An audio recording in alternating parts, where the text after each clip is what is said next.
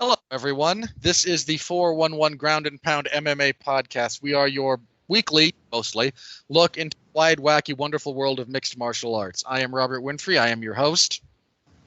I want to start by saying thank you very much for joining us, for taking some of your time, for escaping from the world a little bit, for increasing your experience with the sport. To the extent that I can increase your knowledge, I'm happy to do so. To the extent that I can amuse you, I'm happy to do so. To the extent that the sound of my voice puts your children to sleep, I am happy to help you in that respect. However whatever you use this podcast for, I thank you for the patronage. I really do. You can be sure to follow us on all of your favorite podcasting platforms. Google Play, Stitcher, Apple Podcasts. Here on Transistor, if that's where you happen to find us. I think we're on both Pandora and Spotify. YouTube. We are on the 411 Mania YouTube channel. However you found us, I don't care. I care that you listen. Thank you very much. All right.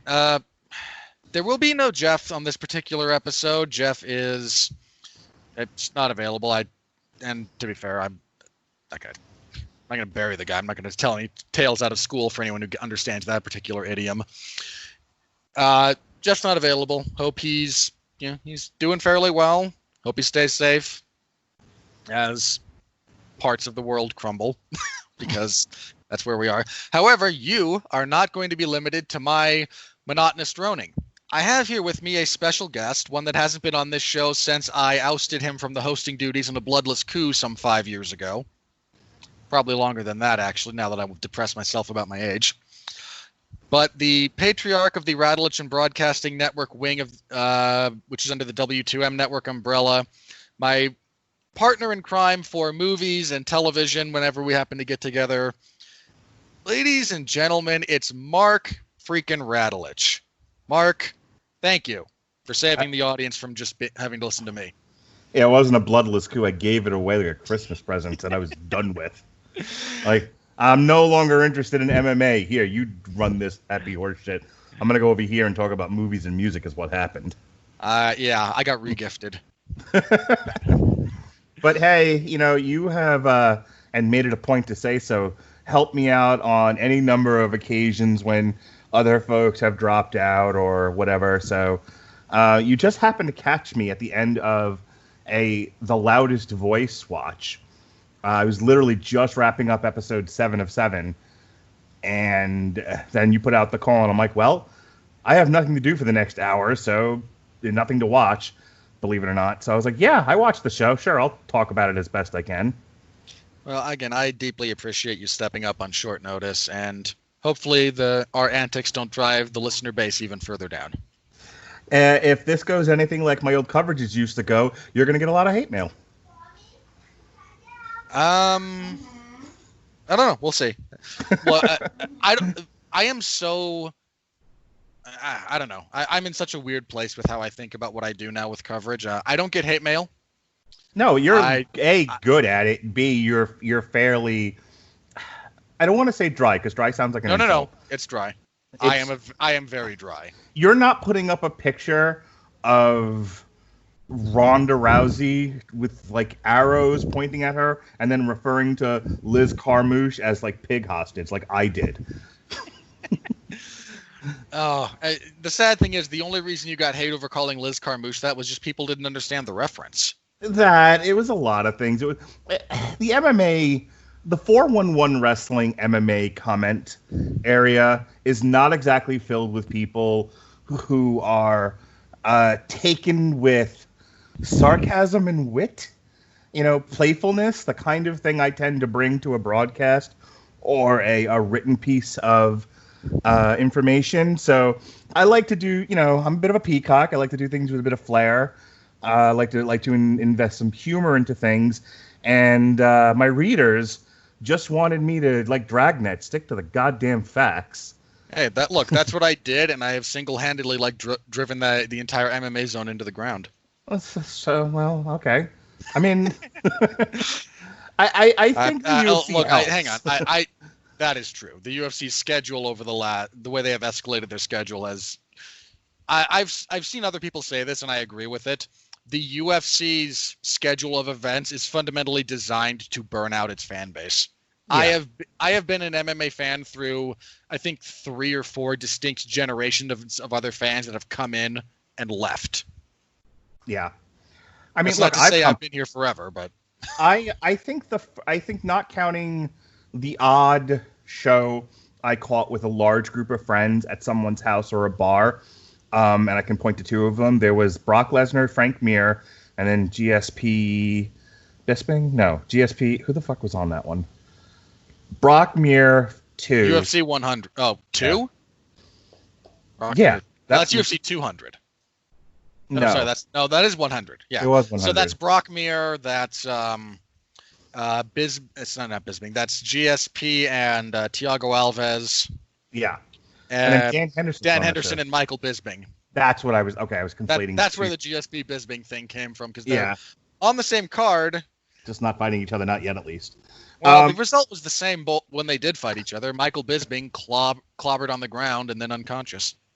So I caught that one at a friend's house, and then Brock Lesnar, Randy Couture, I caught at the local Hooters with a whole bunch of people. But the first MMA fight that I caught at home, where I was like, okay, Melissa and newborn baby child, this is it. This is the thing I'm into right now. This is my current obsession. And that was BJ Penn, Diego Sanchez. And I was watching steadily to the point that and I was actually just telling Chris Sheehan this over on Blogging Into the Void, and Chris is on Infinite Earths and the 800 HUD projects that he does. I got so into MMA, I started doing the column, and then I started doing the podcast. And I think when the Fox deal started, I think it was this. I think the Fox deal starts. I had been starting to do coverage, and then Fox came in, and their shows picked up, their calendar picked up. So I started doing more coverage, and then I kind of just became the guy. And then my wife was like, "Are they paying you for this?" I'm like, "Well, they're sending me money for the pay-per-views." My wife's like, "You have a kid and a wife and a job. Knock that shit off." She's nodding affirmatively. So I quit doing it because it became a job, and then you took over. Yeah, I did. But the point of me bringing that up is I've been kind of in and out of watching MMA. I watched kind of the stuff that interests me, and the other stuff, I'm like, I don't even know who these people are. So, but I think just because, like everybody else, I'm starved for combat sports. You know, there's been no boxing since late February, early March, which that's coming back in June, thank God. But, like, professional wrestling isn't really doing it for me. And I can't imagine why the WWE product right now isn't invigorating your senses. Yeah, I mean, it's something, but it's not. I'm looking for real, like, combat sports competition. So there's been no bare knuckle. There's been no UFC. Bare knuckle's not. Look, bare knuckle's not real anyway. Hi, I'm Mark. Have we met? Look, you can enjoy it all you want. I'm just saying. So my point is, like, I've been prone to watching what's been on lately, even if, like, a year ago, if you're like, are you going to watch Gilbert Burns versus Tyrone Woodley? I'd have been like, no, I would rather do something else. And a lot of times there would have been something else to watch. There wasn't, and I'm starved. I'm thirsty, as the kids say. So I did watch the show last night. We're gonna play a game tonight, and that is you convinced me to buy UFC 250, because right now, based on the main card for the pay-per-view, I'm not sure it's worth dropping 65. I bought the last one. The last one was like WrestleMania quality, but this one, yeah. I might be able to. I might be able to with 250. That said, your prejudice against bantamweights is going to be a tough hurdle to overcome. Because that, look, we'll get to 250 in a second, but I might be able to do that. Okay. Well, all right. The challenge has been laid at your feet, sir. Unlike you, my ego is neither large enough nor fragile enough to respond to that. Blow me. Continue. Sorry guys, inside jokes. All right, let's get into this because you mentioned Burns and Woodley. Last night, UFC on ESPN 9. The UFC was at their Apex facility in Las Vegas, Nevada. Now that the state of Nevada reopened for combat sports. They were in the smaller cage, the 25-foot diameter instead of the 30-foot diameter. which makes a difference. I kind of know why the UFC doesn't use it all the time, but at the same time, the 25-foot cage does actually encourage more action and finishes. This is for everyone saying, but there were decisions last night. Yes, there were. But if you look at, and plenty of people have done the math, have done the statistical analysis on this, the smaller cage does lead to a greater instance of finishes. Sure, so, there's less surface area for you to circle away from, and I would imagine. As Tyron Woodley found out, although the 30-foot cage wouldn't have helped him. Yeah, no, it would not have. Gilbert Burns defeats Tyron Woodley via unanimous decision, 50-45, generous judge, and 2 50-44s, which was my score. I don't have a whole lot to go into technically on this, and there's a very specific reason for that. Mark, you were watching, years ago when Rory McDonald beat Tyron Woodley. Mm-hmm. That same strategy has never stopped working on Tyron Woodley. However, constant pressure. It's not just constant pressure. It's because Woodley will put himself on the fence apropos of almost nothing. It's pressure, and it's just be mindful of the right hand, so mind your angles, and pick at him, and you will outwork him. And Burns hits very hard. He chopped him. Burns tore him up with some nasty calf kicks. He hurt him a couple of times with punches, but this same strategy that Burns used here, that Stephen Thompson used intermittently. In fact, I still am baffled that Stephen Thompson didn't beat Tyron Woodley because he should have, but he just fumbled the ball twice. I think it's hard to get Tyron Woodley to. Tyron Woodley seems to have two modes, like hard hitting, winging that right hand, just straightforward, or timid to the point of near mannequin. I think the analogy I saw on Twitter that I liked was, I'm sick of watching Tyron Woodley look like someone unplugged his controller. And I think accurate. That's not inaccurate. Yeah, I remember Tyron Woodley back in the Strikeforce days too. And it was either he knocked you out, with a big punch, or he laid on you and then seemed to have gone to sleep.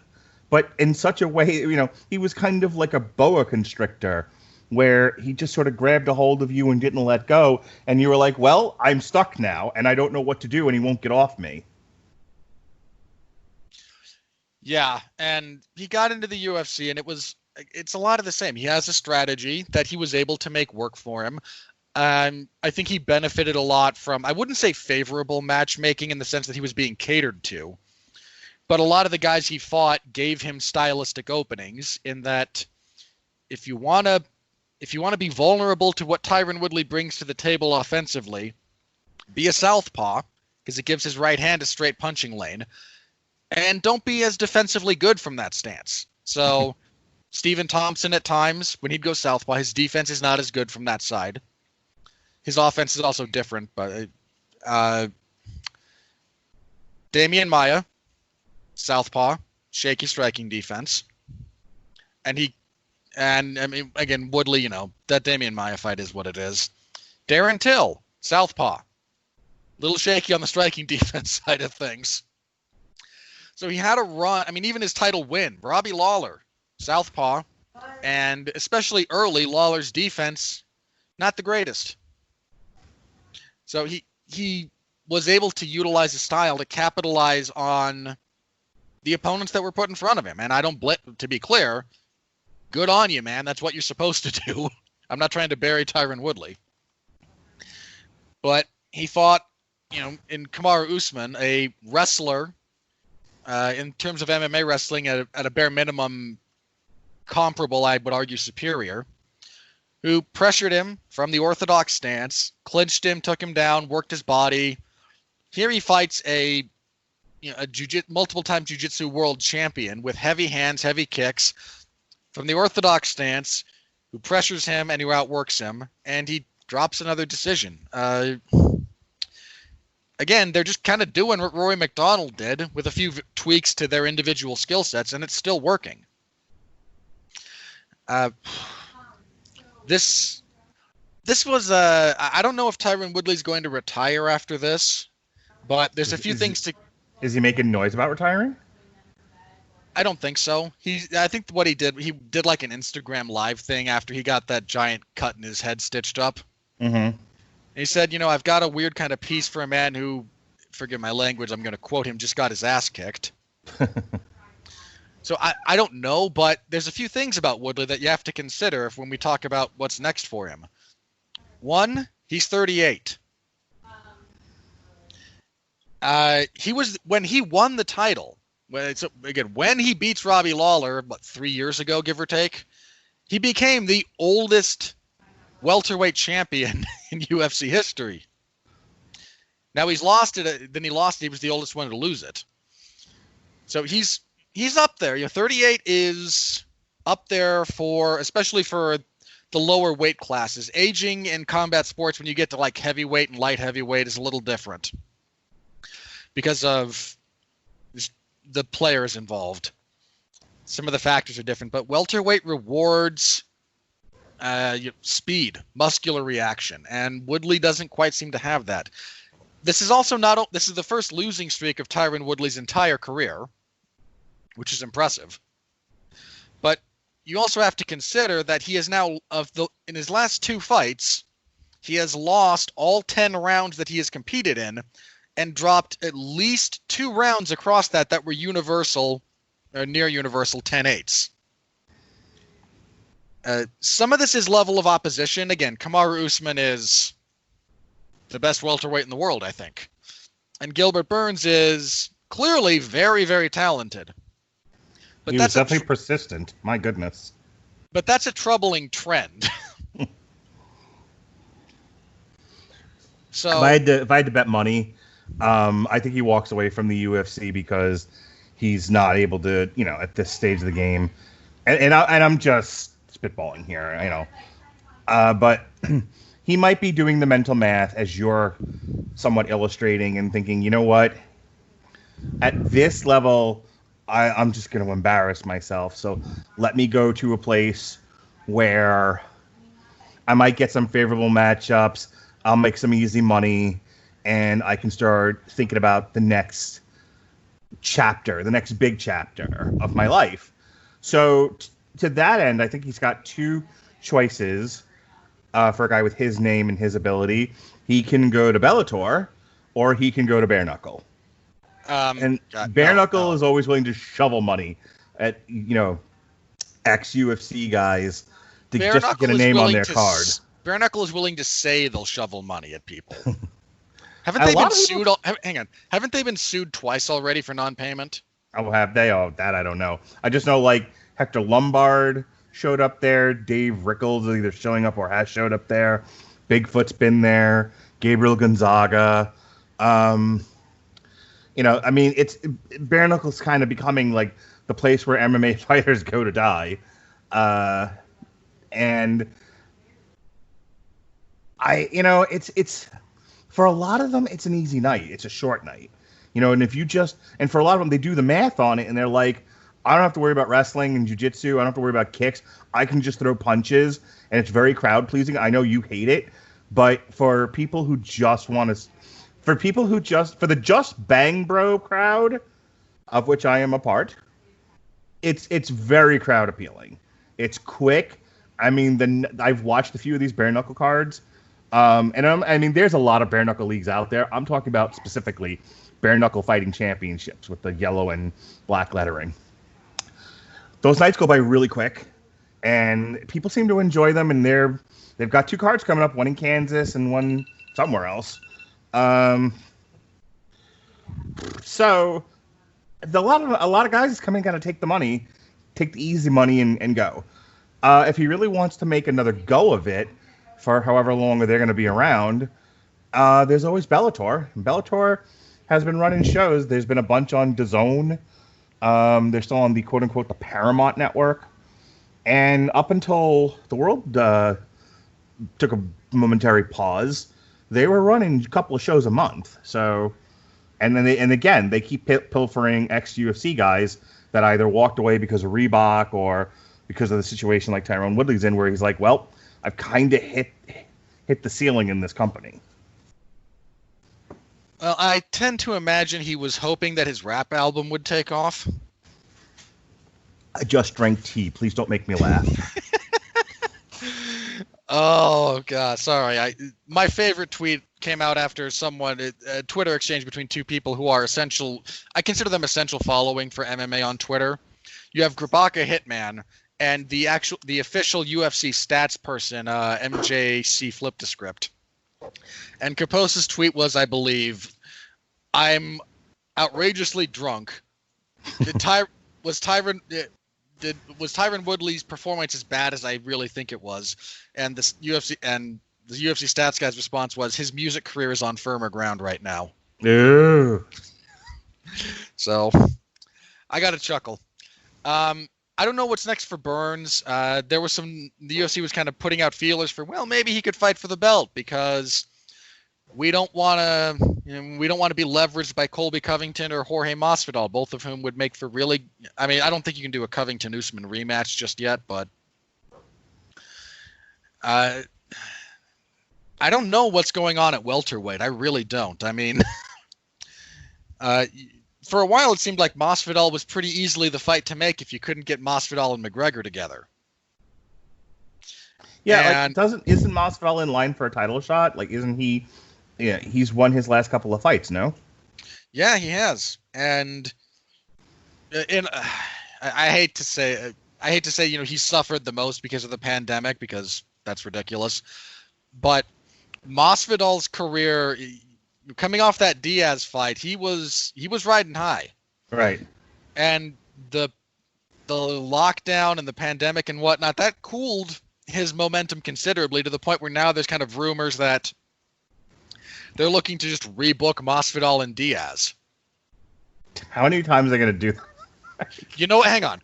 In all fairness, if I'm Jorge Masvidal, I'm going to take that fight, and I'm going to let them keep paying me a lot of money to do the same thing I've already done, because it's still going to work.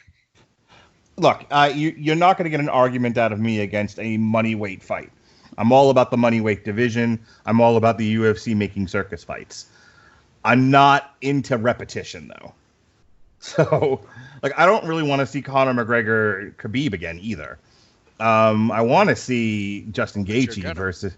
Yeah, I know. I want to see Justin Gaethje versus Khabib, or I'll take Khabib versus anyone but Conor McGregor. We've seen it, and while watching Khabib Nurmagomedov jump over the cage onto McGregor's people was glorious. And other than watching it in a hot tub, made my night. But but still, we've done this. I don't like repetition. Do something else. Make more interesting matchups. Yeah, I'm all for. I think since the UFC, like everybody else, took a financial hit due to the pandemic, they're probably going to make this year. You can probably just kind of call a wash for meaningful fights, and it's all going to be as many money weight fights as they can get people in the Apex to agree to. Well, they're already. This got brought up recently because the UFC is trying to fill out their June and July cards. Mm-hmm. They're already running out of people who are available because a lot of the travel restrictions are still in place. So that's what I'm saying. I don't think we get meaningful competitive title fights this year. I think we get a lot of just to get to the end of the year and kind of we'll start over again in January, everybody. I'm surprised they're not throwing retard money at Brock Lesnar. I mean, who's to say they're not trying? True. But I think Brock's also. Who would Brock come back and fight? And I don't mean you. I don't know what you want to see, because I know what you want to see.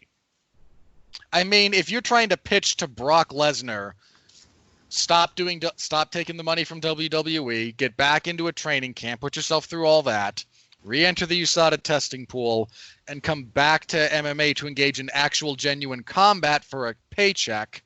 Derek Lewis. You think that's not going to get Brock up? That might not get Brock up, but that's That's why I said, who are you going to pitch to Brock? Well, no, okay. So you're asking me pitch Brock to get into the cage, right? I know you specifically said, who do you pitch him? That's not how you pitch Brock. You don't pitch the guy necessarily. You pitch the idea. So the idea is, hey, Brock, what if we gave you a favorable matchup against a guy who can also sell a fight, who's in kind of a fun, interesting personality? He's going to be like, who? He's like, the hot balls guy. Oh, him. He's funny. Okay. Yeah, I can beat him. Great. Here's lots of money. Go beat him up, and we can throw that on the marquee. And people would pay to see Brock Lesnar beat up hot balls. I'm not saying it wouldn't draw, because Brock's not the draw he used to be, but he is still a draw. Yes. Because you're not going to put him in there with Cormier. He's not. And one, he loses that fight. Two, he doesn't take it. He probably. No, on the contrary, I think he would take the Cormier fight. I agree with you that he'd lose it. Yeah, so he's not taking it. Brock's not taking anything. He knows going in, he has at least a 51% chance of losing. So he's not taking the Cormier fight. He's probably not taking the Lewis fight then. He can take Lewis. Lewis has no takedown defense, and if Brock gets over this, I can hit people thing that he got into his head and just wrestles Derek Lewis, it's the worst fight ever, but he wins. I don't need that to be on my year-end column for worst fights of the year. Thank you. Well, what are we talking about here? Good fights or fights that draw and make money? Because I'm talking about the second part. Ideally, you find the crossover. So, anyway, that's the main event. So, Burns and Woodley. If they go with Burns versus Usman for the title, in fairness, I don't hate it. Burns just beat the guy who was officially the number one contender. You've heard me yell about the rankings before, right? Yeah, they're garbage. I'm not going to relitigate that. Okay.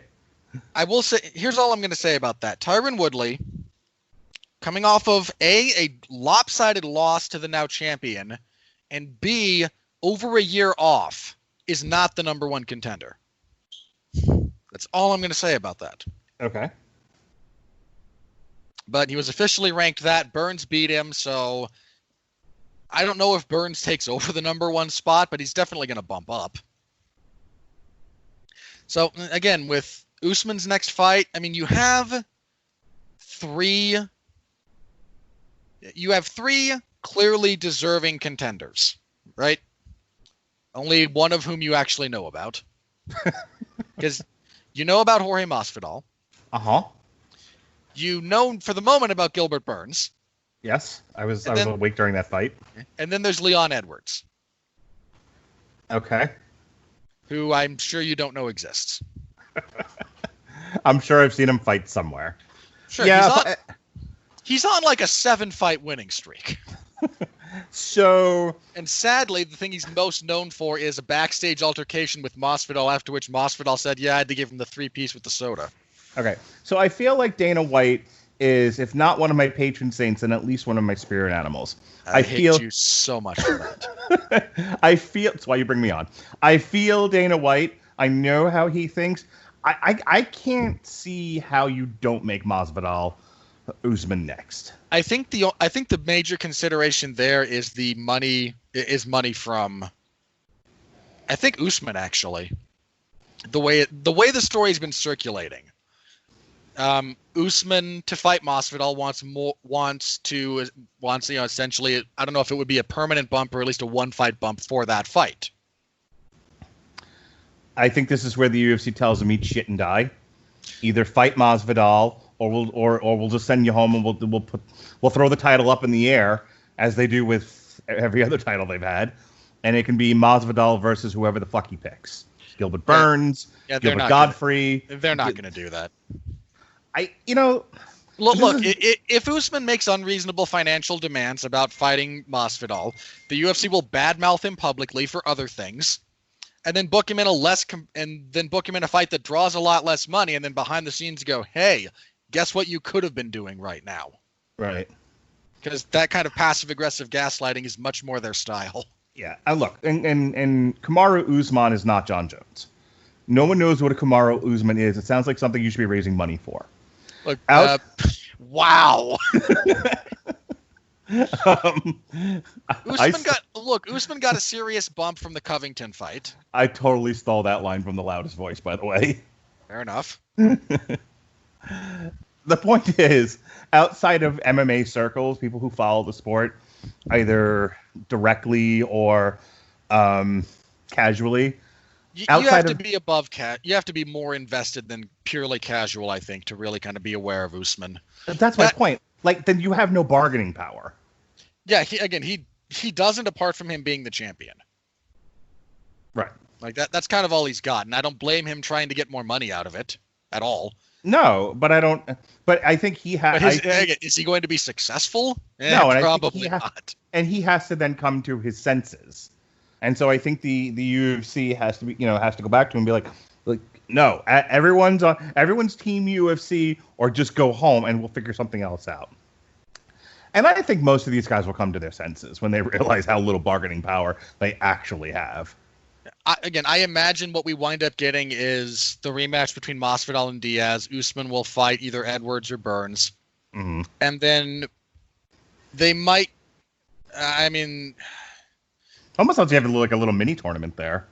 You could maybe. Usman made a little bit of noise earlier this week about, hey, sure, I signed to fight. Where's Connor? Like, buddy. Meanwhile, Connor's like, yeah, I'll fight Anderson Silva at a catch weight of 173.65 pounds. Like, no. Why don't we just do away with the belts? Nobody can have no more belts. Or we'll just start making new ones like the WWE. Like, we'll have an Intercontinental belt. We'll have a world Universal Galactic Championship belt. We'll have a 24/7 belt. Because so you're advocating the UFC turn in. Yeah, look, I don't disagree, but in some respects, and the UFC has admitted under oath that their belts don't actually mean what they say they mean. So yeah, moving on. Anyway, that was your main event. As for the rest of this card, this was an odd event for me to watch. I don't know about you, Mark. There were some really good fights. I want to be clear about that. This next one's not one of them. Well, hang on. I think we're just going to do quick hits for the rest of this card. Okay. I'm just saying, there were some really good fights, but man, the event dragged. I don't know what it was, because this event wasn't outside the norm. It was, again, about the 6-hour mark from start to finish. But man, these last, 3 fights, and again, Burns and Woodley's not a bad fight. I want to say I think it was depending on the fight, because some of them seemed like they should have ended earlier. Like, just a couple of examples. And I know, we're going to go over these, but, Billy Quarantino versus Spike Carlisle should not have gone all 3 rounds. I don't know how it did, but it felt like it went on forever because it should have ended earlier. Augusto Sakai versus Blagoy Ivanov went on for 106 days. Well, yeah, it's a heavyweight fight. Ugh. Some say they're still fighting. Yeah. That was not good. And then the other one, and not that it was a bad fight, but Caitlin Chukagian, sorry. I'm really not doing that on purpose. Caitlin Chukagian versus Shevchenko's sister should have ended in the first round, and given the scores she got, someone should have just thrown in the towel and be like, go to whatever the sub chick promotion is. Oh gosh, what's the name of it? I want to keep saying Invicta. Shimmer, but that's wrestling. Yeah, go to Invicta. Go to Bare Knuckle. Go somewhere. Hang on. Can I just say very briefly, I hate how much I can read your mind. I listen to you on other podcasts, and before you have this beat where you're like, but before you say, oh crap, what am I thinking of? You have this beat. And I'm listening to you on another show, and you hit that beat, and I immediately go, X. And then you go, oh crap, what am I thinking of? And then you and whoever you the one you did with Alexis about the 3 caballeros. And I couldn't remember the word exposition. Yeah. Like you said, she's there for, and I just immediately, I actually think I said it aloud, exposition. I can read your mind, and it's disturbing to me. Well, we have been doing this long enough. In any case, my point is, a lot of these fights should have ended in the first, maybe the second round, but they went on interminably. For what reason, I don't know. But that's what, to me, made it feel longer, because there there were some great fights on here that even if they went all 3 rounds, were still like fast paced and could have gone either way and were fun to watch. Maybe not either way, but were at least competitive. Yeah, unlike Shakugi and Shevchenko. Yeah. So as for the rest of this card, Augusto Sakai defeats Blagoy Ivanov via split decision. There was 130-27 for Ivanov that was his mom. Yeah, I think you could score the fight for Ivanov. You couldn't give him I think it was the 3rd round. Just no. I gave him the first. And how they did not point Sakai for grabbing the fence. At that point, why are you even bothering? You just hit him with a chair or something. Yeah, that was a real bad fence grab, and not just a bad fence grab, but one that deliberately, if he doesn't grab the fence, he gets taken down. There's sometimes when somebody grabs the fence, and because of the positioning, it's kind of okay, what does it actually affect? In which case, that's when you give a warning if you're the ref. When you grab the fence and it actually stops something from happening that you don't want to happen, that's when you should take. Daniel Cormier just about lost his mind on commentary. Yeah, Dan Cormier looked like he was about to storm the cage, and I'd have let him.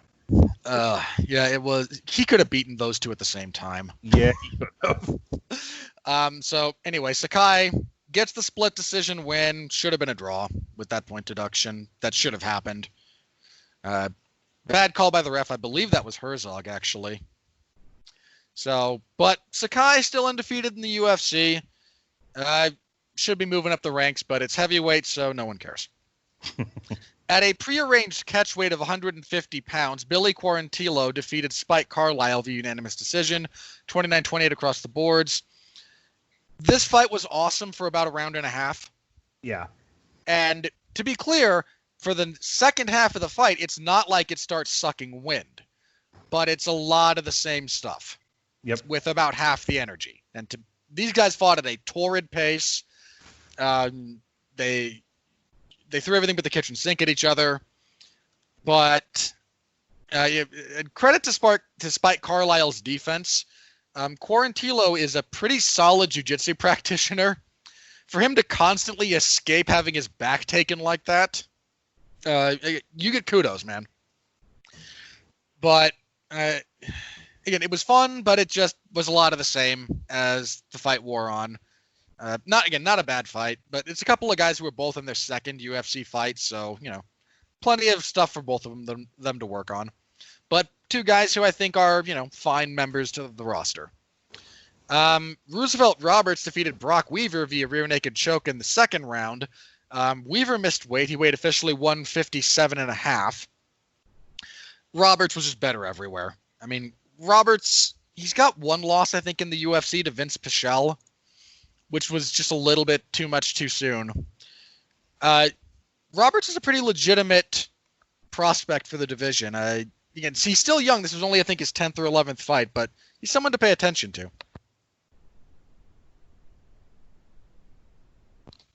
I think this was your first time seeing Roberts, right? Yeah, for sure. Because you would have remembered him otherwise. He is up your alley stylistically.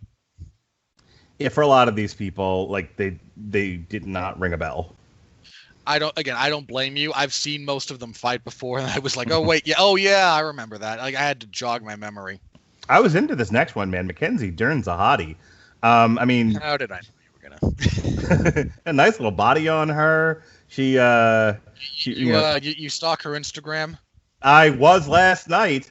They showed a picture of her. I think I saw her walk out, and I was like, who is Mackenzie Dern and why am I in love? And at which point I immediately Google image search her like a pervert stalker. And I'm like, wow, she is pretty when she's made up. A lot of them, obviously you're not going to wear makeup in a fight. So their natural look with their hair back and everything, it's But when some of her made up shots with her hair all done up and she's got makeup on, holy shit, she is astounding to look at. And then there was Hannah Cyphers, and none of this matters because Mackenzie Dern hit her with the knee bar at 2 minutes and 36 seconds. Yeah, Dern is a 2-time jiu-jitsu world champion. She's a very decorated jiu-jitsu practitioner.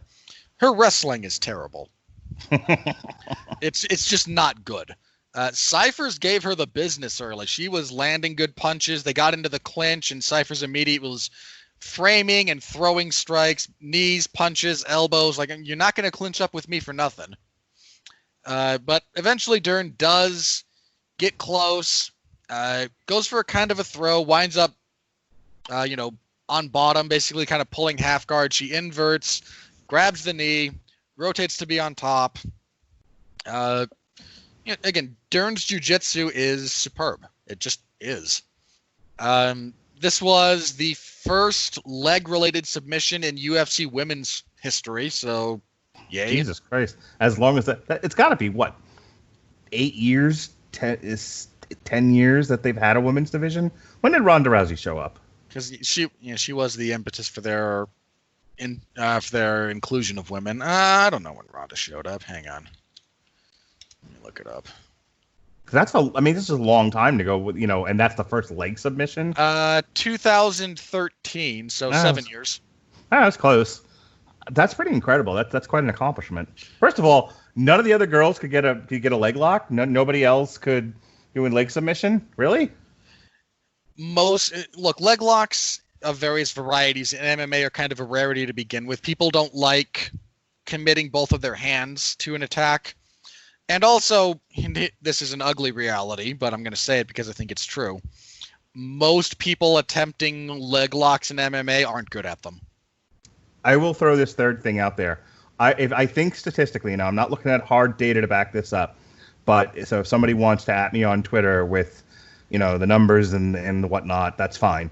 But I would say the vast majority of women's fights do not end in finishes to begin with. Yeah, I don't know. I know who to ask for that information if you're curious. I would bet money I'm right.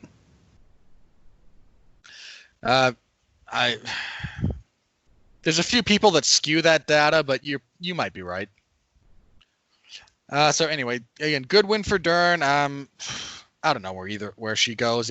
Strawweight is actually a good division, so she's still got some kind of mountains to climb as far as getting up towards the title goes. Well, she's pretty, and if she wins fights, she'll get some real good ones going forward. They tried already. Then she lost a couple of key fights. She missed weight a few times, and then got pregnant. Well, maybe this will be a second shot. This will be this is a redemption tour. Could be. All right, as for the prelims, Caitlin Chukagian defeated Antonina Shevchenko via unanimous decision, 30-25 across the board. I was 30-25. On the one hand, I'm gonna say two things. On the one hand, best performance of Caitlin Chukagian's UFC career. It was the clearest victory she's ever had under the UFC banner. She actually mixed together her skills very well.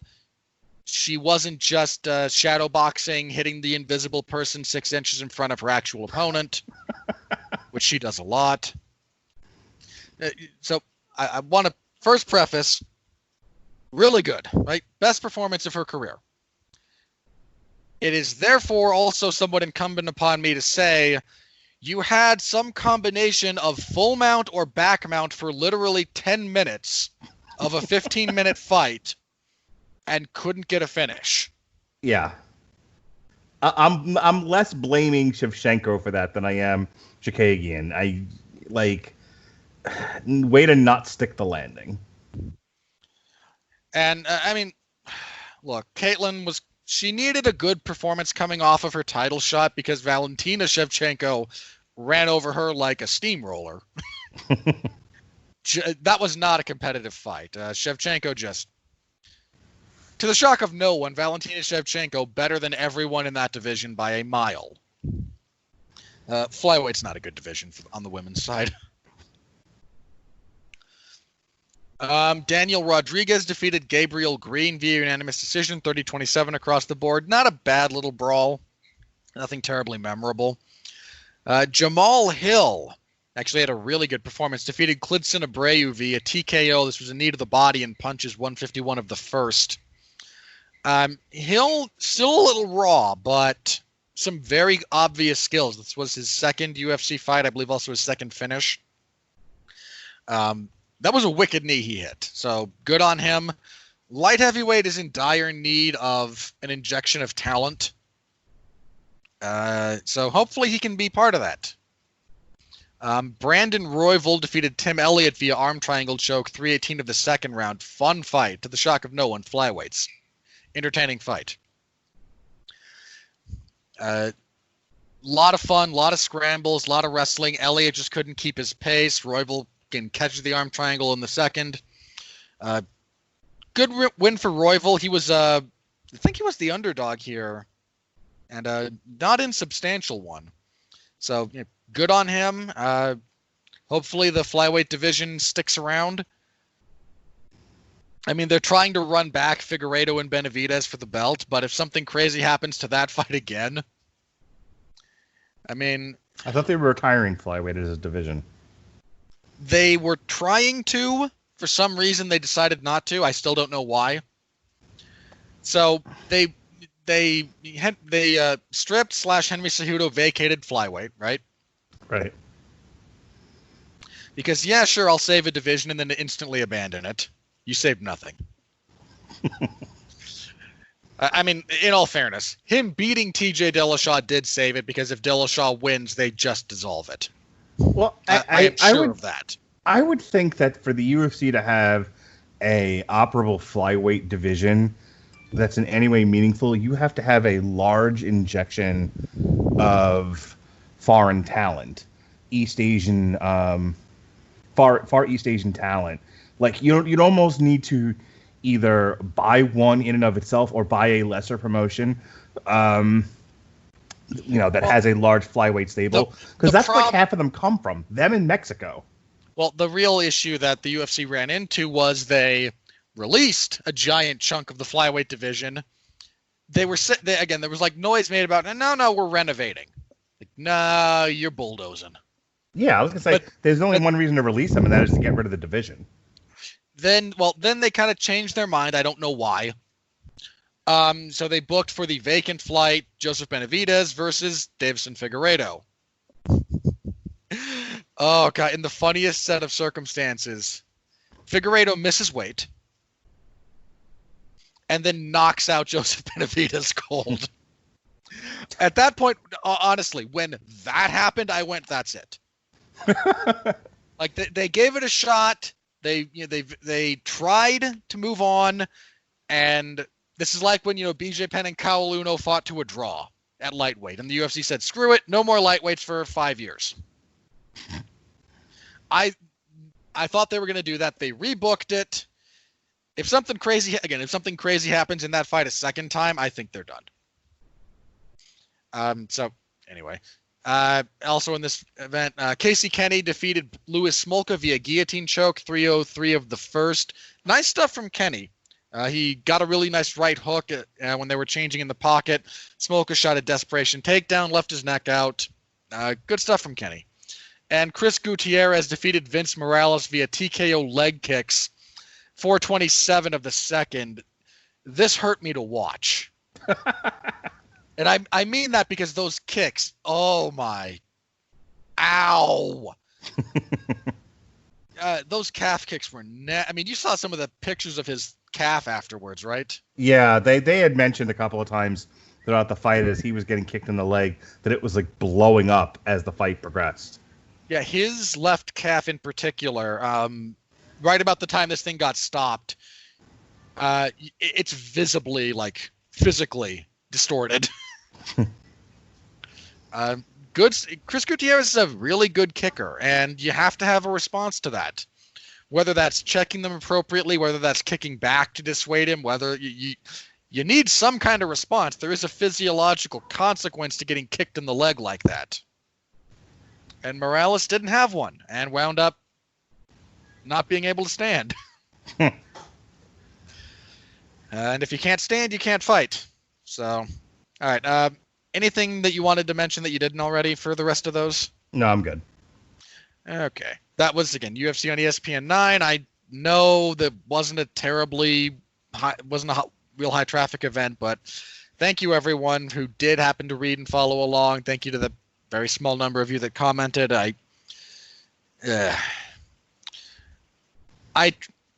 Under other circumstances, I might be annoyed. Like, I occasionally get a little bit aggravated about, my workload, and I'm slightly down on everything I do anyway.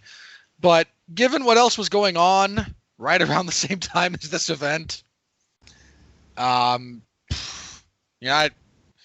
don't blame anybody. Like, you guys, you've got other considerations. So thank you to those who did read, again, live or after the fact. I just want to say I do appreciate you guys a lot. So thank you. I appreciate you guys a lot. So, all right. Let's see. This coming week on June 6th, there will be UFC 250. The UFC is back on pay-per-view, and well,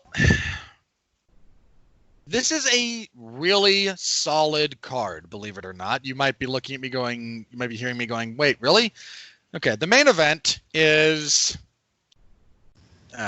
we all know what we're getting here, right? We all know what we're being sold. So let me ask you a question. Hang on. For those of you who don't know, it's Amanda Nunes defending her featherweight title against Felicia Spencer. This is like Mike Tyson in the 90s. We're not paying to see a fight. We're paying to see a sacrifice. Well, I guess that was my question. Felicia Spencer. Now, the quick Wikipedia search I did on her is she's the former Invicta featherweight champion. True. But is she, in fact, a pig hostage? Mark, everyone at bantamweight and featherweight. When put in the cage with Amanda Nunes? Yes. But see, that's why I don't want to watch this. Like, I love seeing Amanda Nunes wreck people, but and here's what I'll tell you. We're going to go over this. I actually recognize a lot of people on this card.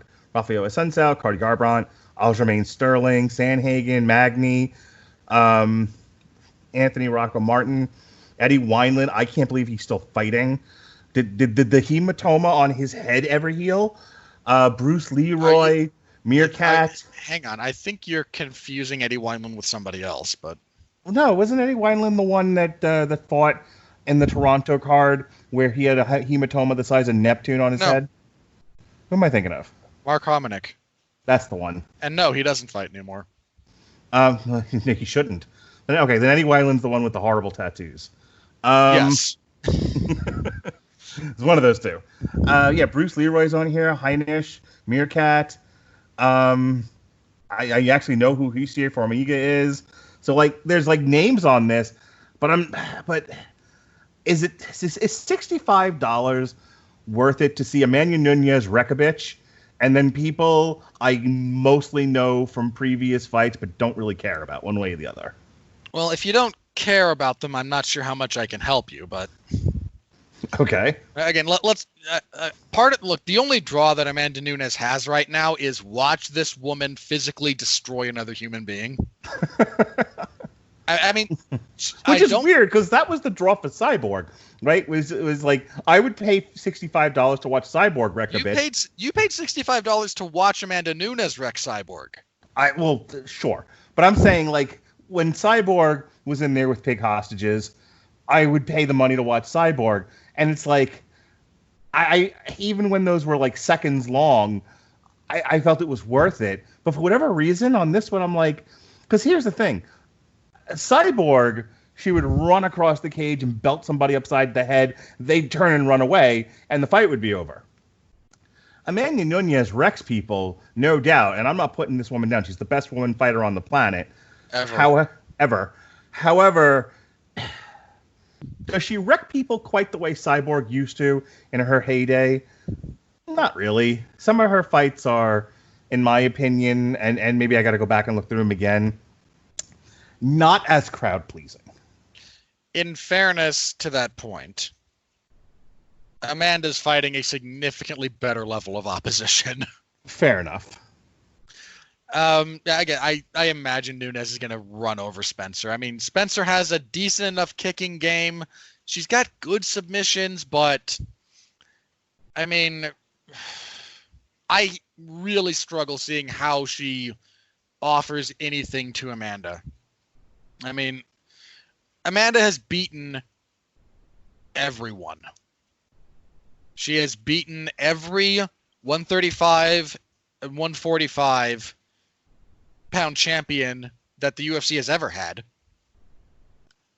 And she's the only person in the UFC to have beaten Valentina Shevchenko twice. I disagree with the scoring on the second one, nevertheless. Again, Nunes is kind of a wrecking ball, and Spencer is not really... Part of the reason Nunes and like Germaine de Randamie went the way it did was de Randamie has a legitimate skill set. And Nunes worked to kind of mitigate that, and then I think there was a minor injury. She like tweaked her knee or something. So there was things there. I don't think Spencer is nearly as dangerous anywhere as any of Nunes's last like 3 or 4 opponents. I mean, yeah, look, Nunes's last, let's go 5, right? She beats Valentina Shevchenko via split decision, abuses Raquel Pennington for 5 rounds. That fight should have been stopped much earlier than it was. Yeah, Raquel Pennington looked like she'd gone through the windshield and hit a tree, if I remember correctly. She knocks out Cyborg in 51 seconds. Yeah, she did. And then head kicks Holly Holm in the first round. Then beats Germaine de Randamie for 5 rounds via wide unanimous decision. I don't see Spencer having much of a threat here. Okay, moving on. Your co-main event, Rafael Assunção and Cody Garbrandt. This is... I would not have put this in the co-main event. I would have put Sterling and Sandhagen there. But the UFC likes Garbrandt for some reason. You have this is a potentially really awkward fight. You have Assunção, who is 37, on a 2-fight losing streak, but still an incredibly difficult guy to fight. You have Garbrandt, former champion, on a 3-fight losing streak where he's been knocked out in all 3 of them. So far, you're not winning me over. Well, my interest in this fight, Garbrandt's done a little bit of work outside of Team Alpha Male for the first time in a while for this camp. I forget where he was. Mark Henry. Right, that was it. He's done some work with Mark Henry. And if Mark Henry can kind of appropriately curb the worst instincts that Garbrandt has, I mean, Garbrandt's win over Dominic Cruz is still one of the most phenomenal fight performances I've ever seen. It is a truly, truly special performance. And the fact that he then followed that up with... that first round against TJ Dillashaw in their first fight is not competitive. Garbrandt is wrecking him, basically. Then he just kind of gets caught with a head kick in the second, and then gets in his own head about really wanting to get that back instead of staying within himself and fighting smart. They rematch, and most of the technical wheels have come off of the train at that point. He fights Pedro Munoz and does nothing but pocket brawling, where... in fairness, he's pretty good. Like, he hits Munoz clean a bunch of times, but Munoz's chin just holds up. So this is, to me, a very interesting fight. I'm going to lean towards Garbrandt, but again, if this one's not selling you, I don't blame you. You have to kind of be me, someone like me, to really look at that and go, okay, I am interested in this fight. The next one, on the other hand, I feel should sell itself. Because Aljamain Sterling and Corey Sandhagen is a heck of a fight. Okay. Either of these two could/should be fighting for the title. Aljamain Sterling is on a 4-fight winning streak. He is 6-1 in his last 7. His only loss being to Marlon Moraes, where he got knocked out. Beautiful knee by Moraes in that fight. His only other losses ever are split decisions. One to Brian Caraway that he probably should have won. and the one to Austin Style that I did think he lost. He is a very awkward striker, and I mean that in the best way possible. He's a very dangerous grappler. He's good about finding stuff. He's good about top position. He has a good front headlock series. And the winner of this will be fighting for the belt next. I feel pretty confident in that, whoever winds up winning the belt. Sandhagen is 12-1, 5-0 in the UFC. His last two wins were whoever scored the fight with John Lineker for Lineker should be shot. Like, just no, you moron. But his last two wins, John Lineker, who that fight was not a split decision. It was not that close. And then he clearly beats Rafael Assunção, which is not easy to do. He's a very high-paced fighter. He's got a good jab. He hooks well off of it. He does a lot of body work. His grappling game is a lot of scrambles, a lot of what's is the best way to describe it is like jiu-jitsu speed chess. Nothing he's really throwing up is technically perfect, but if you defend it, he's going to move on to the next move, and then to the next move, and then to the next move. And if you're not prepared to operate at that pace, even if you know what to do in a situation, if you're a step behind or two steps, you're done. So I am very much looking forward to this fight. This is, I think, probably the best fight on the card, if I'm being honest. I wish it had 5 rounds. I really, really do. As for who I think... Good. No. I thought we were moving on to the next thing because I have a line on the next fight. Okay. The only last thing I was going to say there is for who I think is going to win. I'm actually leaning towards Sandhagen, but I won't be surprised if Sterling wins.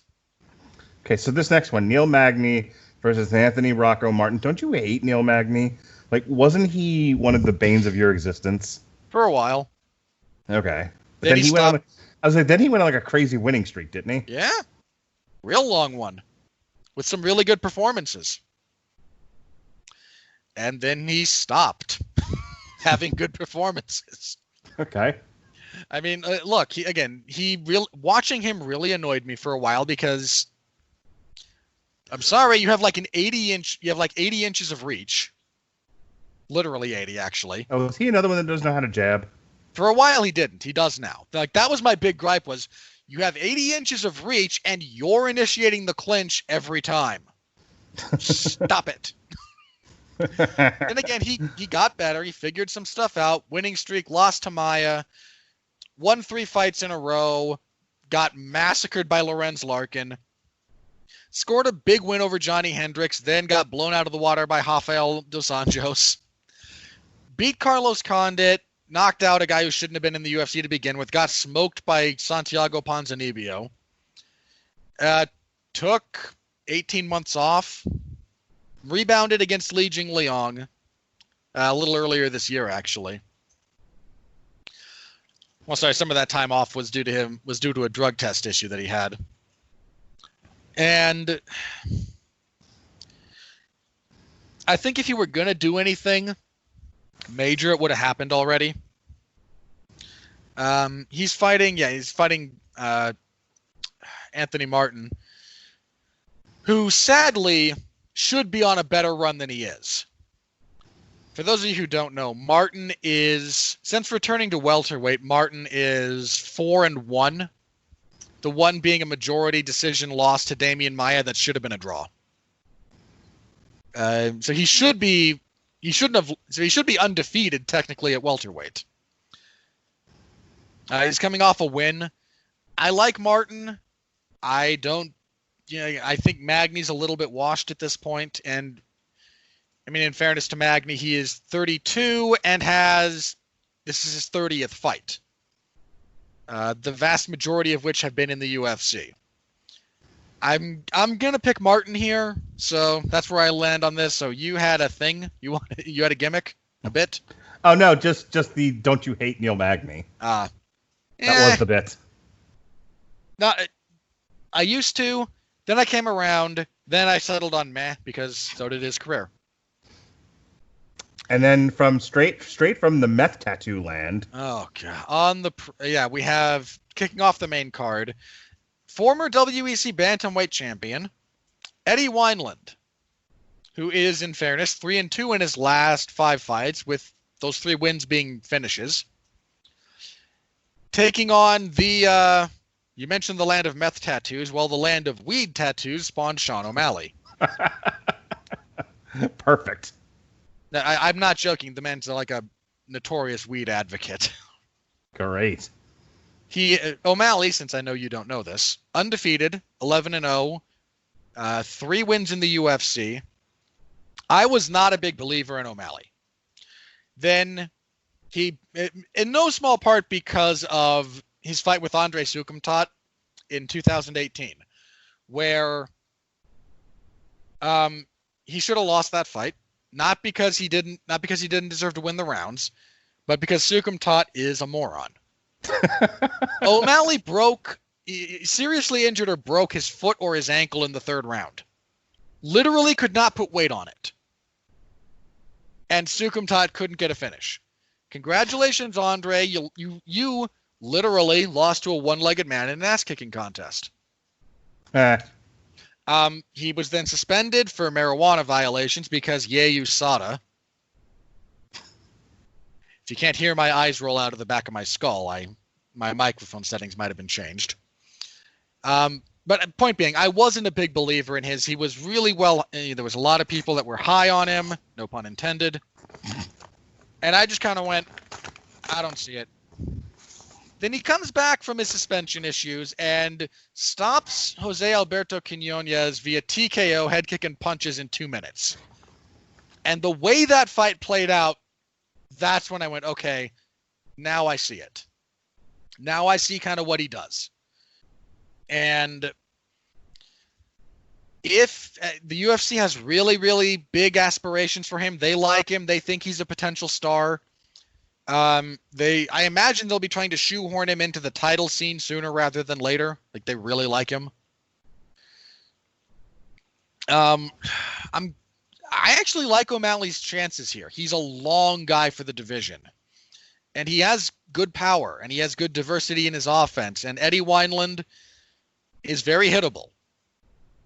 And while Wineland has some power in his punches, he keeps them low, doesn't move his head a whole lot.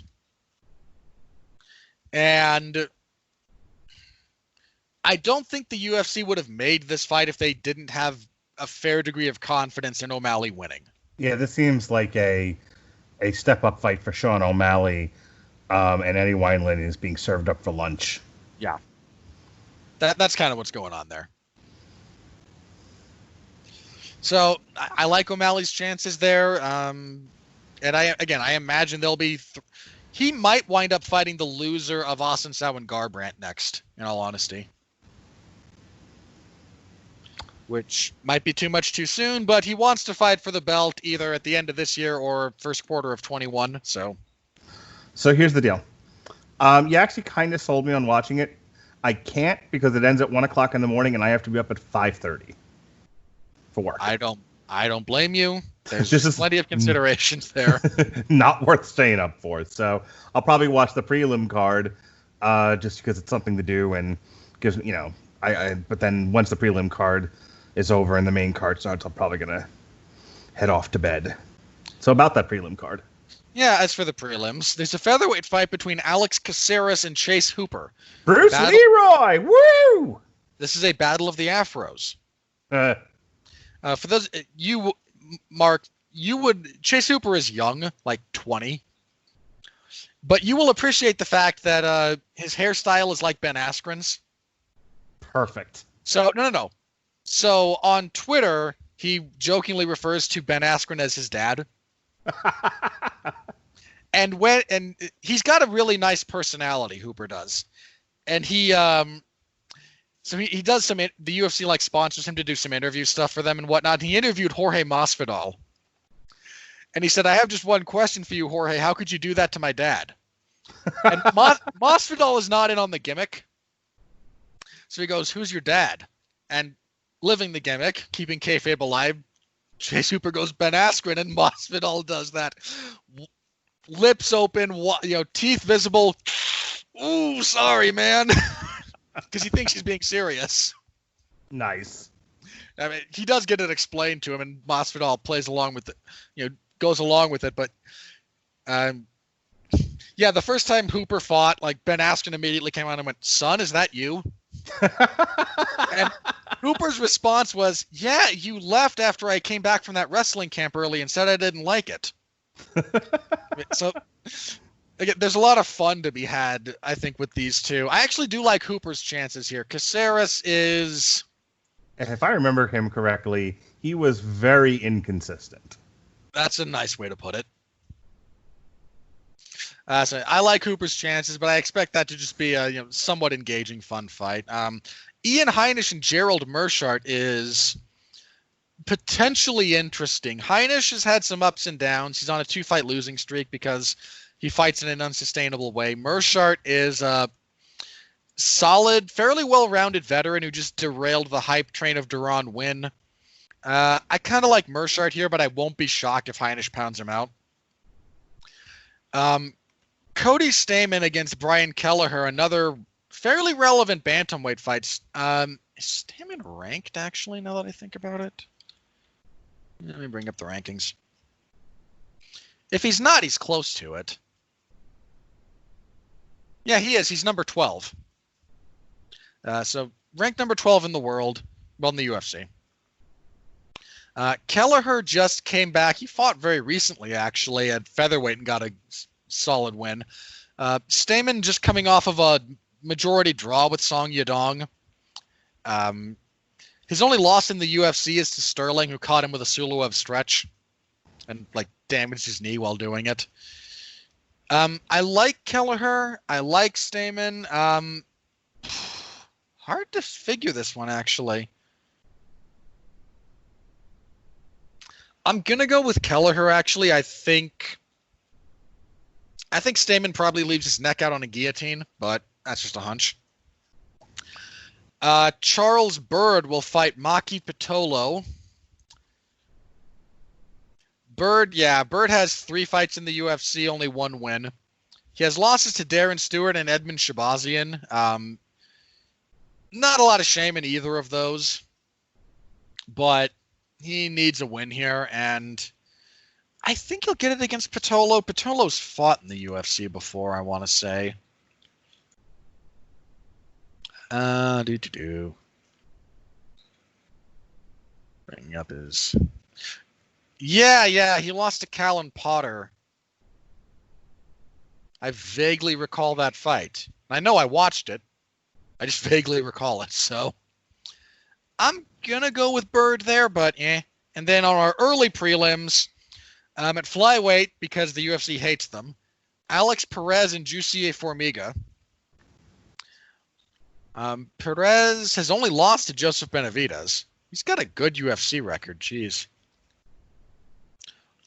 And Formiga, again, longtime staple near the top of the division. Formiga's on a 2-fight losing streak. Losses to Benavidez and Brandon Moreno. The Benavidez loss killed his chances of becoming champion because he would have fought a rematch with Figueiredo, and he's already beaten Figueiredo. He's the only guy that's ever done so, I think. Or at least the only one in the UFC. I kind of like Perez there, but I'm not sure on that. And then at light heavyweight, because God hates me, Alonzo Menafield and Devin Clark. Clark is still kicking around in the UFC because he tends to do the win-loss thing. In fact, that's pretty much all he's done in the UFC. Loses his debut, wins 2 fights, loses, wins, loses, wins, loses, wins. So logically, he's going to lose here. Alonzo Menafield, undefeated, 2-0 in the UFC. I actually, in all seriousness, do kind of like Menafield's chances here. And I don't think we've got the specific placement for this fight, but it is on this card. Evan Dunham, still fighting. Good old Evan Dunham. Yeah, we like to call him homeschool here in this house. My wife would be very excited about this. Dunham hasn't fought since September of 2018. Great.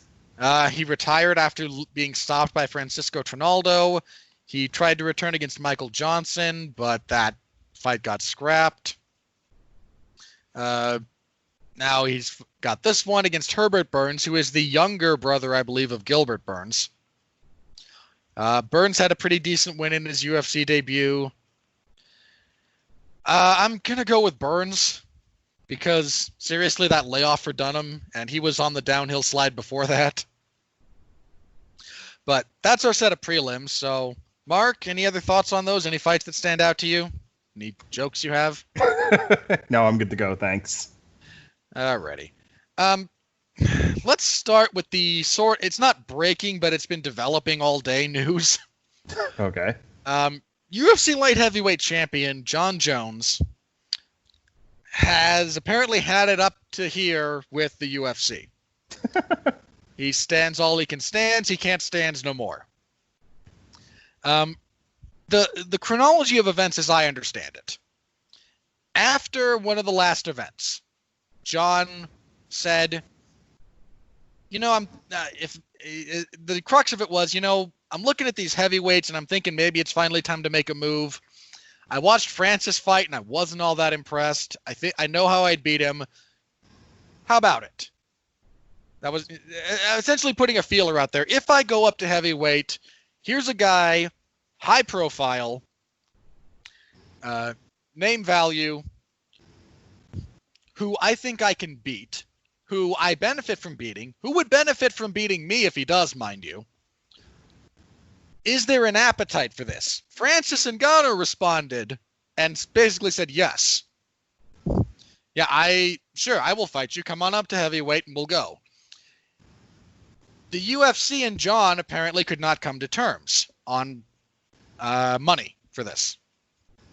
Jon feels that a move up in weight for a very marketable super fight. I'm not sure it's a super fight, but it's definitely a big fight with Francis is worth more than his currently contracted amount of money. I think objectively Jon is correct there, but we'll move on from that in a second. The UFC was not willing to negotiate with him. And he said, okay, fine, I guess Jan Blachowicz is next, then your loss. Where things get dicey comes from, to the shock of no one, Dana White putting his foot in his mouth. And I bring this up, there was an appetite for Jones versus Ngannou when those two started going back and forth a little bit on Twitter, right? Nothing nasty, but they were chirping each other. Yeah. The fan base, the media, and I think just kind of the fan base in general said, oh yeah, we want this. We like this idea. We are down for this. So when it falls apart, Dana gets asked about it. Dana's response is, Jon asked for an exorbitant amount of money. Jon takes exception to this. In no small part because Jon's recollection of events goes a bit like this. I said I'm interested in fighting Francis. I would like to fight. We'd all benefit. But I'm going to need more money. And the UFC said no. So Jon is essentially saying, I never asked for a number. I never said a number. You're saying I asked for an unreasonable amount of money. I literally did not say a figure. You're lying about me again. And Jon's back is a little bit up against the wall now. He's pissed. He's got long-standing acrimony with the UFC on a variety of issues. And I think Dana did put his foot in his mouth here. Because all he had to do was say we couldn't come to financial terms. And instead he said, no, Jon asked for too much money. And again, Jon says, I didn't ask for any number. You said shut up. You said shut up and dance. And now that's the UFC's prerogative, but Jon apparently feels somewhat like you are deliberately trying to make it seem like I'm the reason this isn't happening. And so he doesn't like that. And they started kind of going back and forth just via media.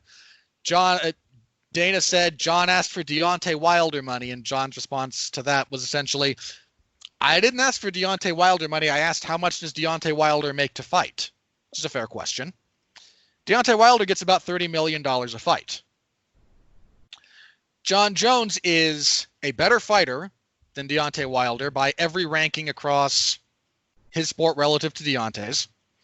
Jon is empirically a bigger draw than Deontay Wilder. And I mean, Jon's response on Twitter was basically, I don't want Deontay Wilder money. Give me half. How about 15? I'm not asking for Deontay Wilder money. And I mean, look, I imagine that Dana White's nightmares, like if you had like the overhead shot of Dana White sleeping, it's him shaking back and forth going, no $1 million payouts. Don't pay Canelo that. Like he sees the payout for boxing and just like spontaneously has a mild heart attack, given how little he likes to pay fighters. So hang on. I'm almost done with this. So They've gone back and forth. And Jon at this point goes, I think today on Twitter, he said, you know what? Fine. You can do Reyes versus Blachowicz for the light heavyweight title. Call me in 2021 when you're willing to pay me for the Adesanya fight appropriately. And I'm out.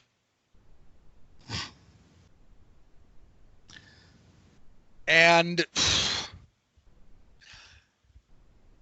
I don't really know. And again, this is fluid. This is not really official right now. This is still developing. But if the UFC in the month of May, right, has lost Henry Cejudo, champion, and Jon Jones, champion, over financial considerations, that's a really bad look. All right. My first point that I want to make is this. Had there been no pandemic and things had been moving swimmingly along with no major mishaps, no more so than the UFC has faced in previous years where they've had like fight apocalypse where like every fight they made just fell apart. You know, and they're like, Robert Winfrey versus Jonas Radulich because fuck, we've run out of fighters because everybody else got injured. Like, other than those years, which has happened on occasion, had everything progressed as normal, I would have to imagine the UFC would be in a better financial picture to say, let's talk about reasonable sums of money for big-time fights. First point. Second point. Correct me if I'm wrong, and you follow this stuff more closely than I do, but isn't the UFC already like bleeding money? Like even before the pandemic, Endeavor and the UFC were struggling for one reason or another. Those are two different things. Okay. The UFC is fine. Endeavor's losing money? Endeavor is struggling. Okay. Well. And look, Endeavor might own the UFC, but they're not merged, right? They're separate entities. Okay. I assumed Endeavor was the parent company. It owns the majority share in the UFC, right? Okay. But it does not own all of it. The UFC is not a... How do I put this? If Endeavor goes bankrupt tomorrow, the UFC is still fine. The UFC as it stands is cash flow positive. It benefits from being owned by Endeavor. But it's fine. Okay. The UFC is not in any sort of real financial difficulty at the moment. Endeavor is the one that is leveraged up to the gills in terms of the debt load they've taken on. Okay, so the UFC is able to make payrolls, is in the black theoretically on their on their book. So it's kind of like a WCW-ish situation where if you just look at their books, it says one thing, divorced from what the company might be doing overall. Not a total one-to-one comparison. WCW financially was a mess, and I don't want to get into all that. But I'm just trying to think of like what somebody will listen to the show might want to compare it to. Yeah, okay. That's pretty fair. Okay. So again, the UFC, They have a lot of mostly guaranteed sources of income. They're not as dependent on pay-per-view as they used to be. ESPN pays them almost $1 billion a year. Okay, so then when is the Reebok deal done? Sometime this year, I think. End of the year. So again, my contention is that they're in a position right now where it's all hands on deck. Everybody be cooperative. Take your contract money. Don't ask for crazy amounts of money right now. The future is so uncertain. We don't want to be throwing out crazy amounts of extra money when we don't know if next month the world's going to have to clam up again and we can't do any more shows, which I think is a reasonable argument from the UFC. Like, hey, how about we make up the dates we lost?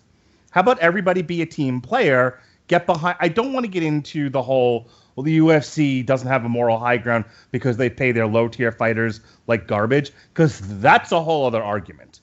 But I think dealing in the contemporary for just a minute, the UFC might be thinking, and Dana White might be thinking, hey, we missed half of March, all of April, and they missed, I think it was 6 shows. Right. And here's the thing. And for the record, just the nature of their contract with ESPN, which is, again, very lucrative. How much was it? A lot. I want to say, again, like around $1 billion, 600 million, 700 million, something like that. Probably, I forget exactly. I apologize. But they are the UFC is obligated to provide 42 unique live events for ESPN's properties, be that ESPN, ESPN Plus, or what have you. So they're not getting gates, and here's the thing. That's not really an argument for me. Somebody did this actually came out because the UFC is being sued. Okay. So there's this period of time, I forget exactly when. I want to say like 10 to 16 or 12 to 16, that they have turned over all of their financials information for because they're being sued. Oh, what are they doing? Like WWE, like level house show gates? Like, is it really that negligible of a revenue stream? It is less than 10% of their yearly revenue. Wow. Okay. So forget it. I won't even bring that up then. But they did miss. And hang on. More importantly to the fighter discussion, fighters get 0% of the gate revenue. Well, no, what I'm saying is, I don't think even Conor gets that. My argument hinges on uncertainty of the world and the ability to produce events and missed events. And I think until the UFC has a firm ground and their outlook is firmer to where they know dependably they can produce events, because again, right now things are opening up, but they're talking about a second wave of infections. They're talking about, the possibility of things having to be locked down again later in the year. We don't know, and that's the problem. I'm hoping not. I'm hoping if my kids don't go the fuck back to school in September, there's going to be a riot in this house. And I know a lot of parents feel that way. But we just don't know.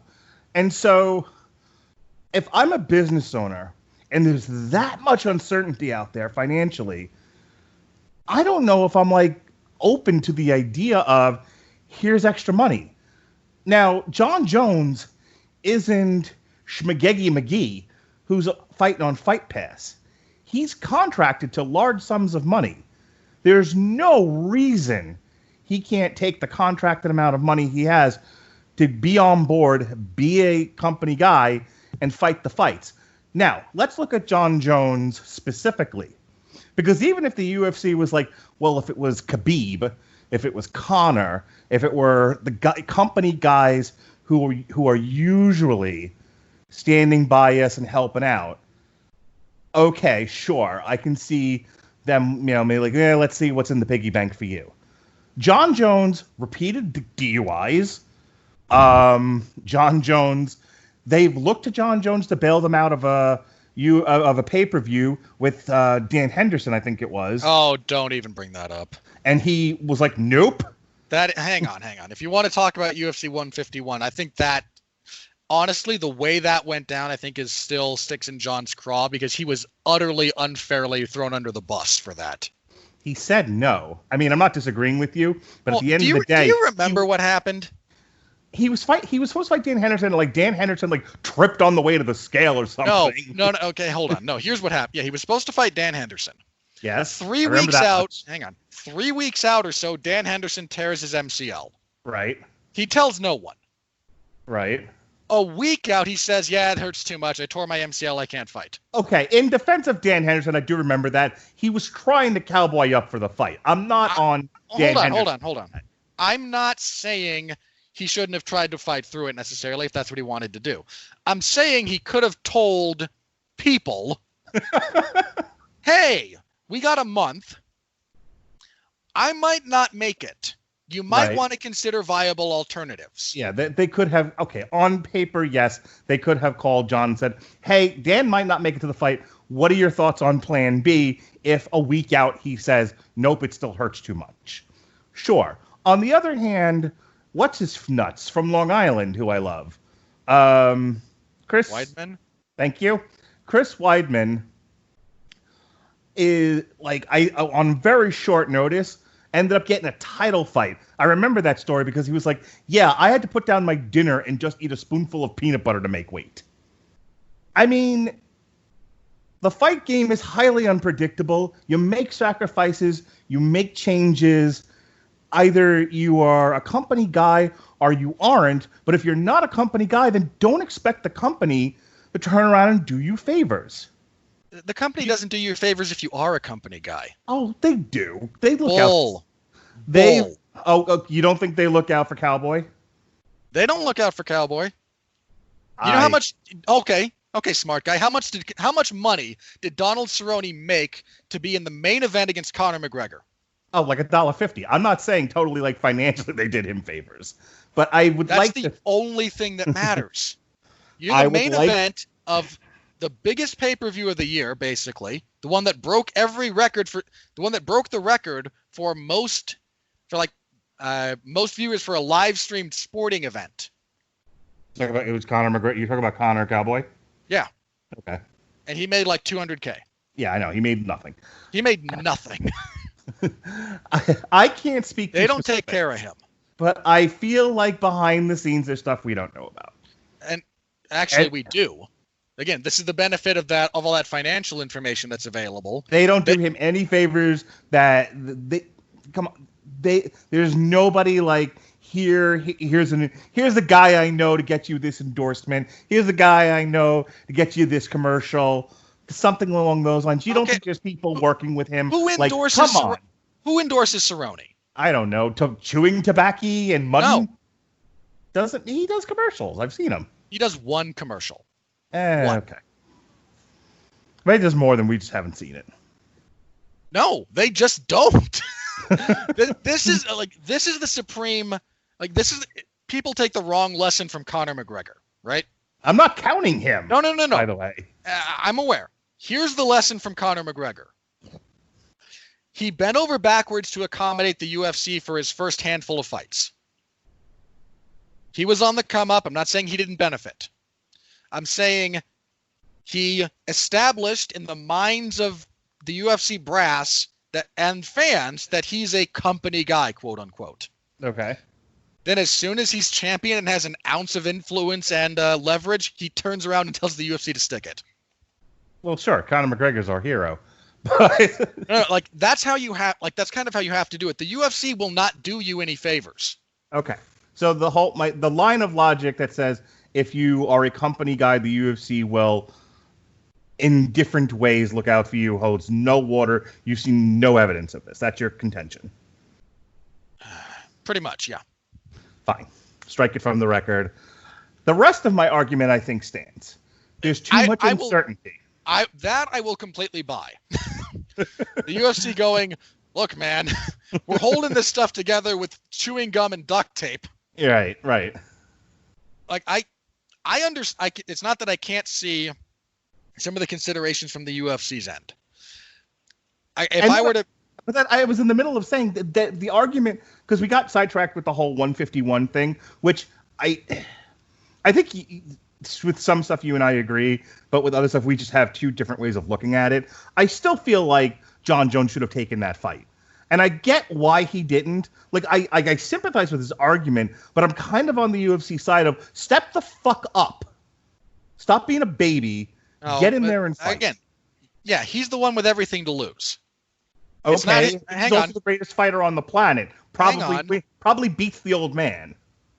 He wasn't fighting Dan Henderson at that point. Oh, that's right. Oh, God, he was fighting Chael Sonnen. Yeah. Even better. Well, no, hang on. Look, a big part of the reason I sympathize with Jon is Chael is a radically different fighter from Dan. Don't get me, I'm not saying better or worse. I'm saying if you spend 8 weeks prepping for Dan Henderson, who despite being a good wrestler has not shot a double leg in 20 years, and then you're supposed to fight Chael Sonnen, who has nothing but a double leg. Okay. I'm not saying Jon wouldn't have smashed Chael, because he did when they fought. Jon blew a 4.5 fucking round lead against Anderson Silva on the best night of that man's career and lost in a triangle. Hold on. This is not about the competitive merits of that in a vacuum. This is about the totality of the circumstances. Okay. And moreover, it is the fact that Dana White was publicly saying Jon Jones murdered this card,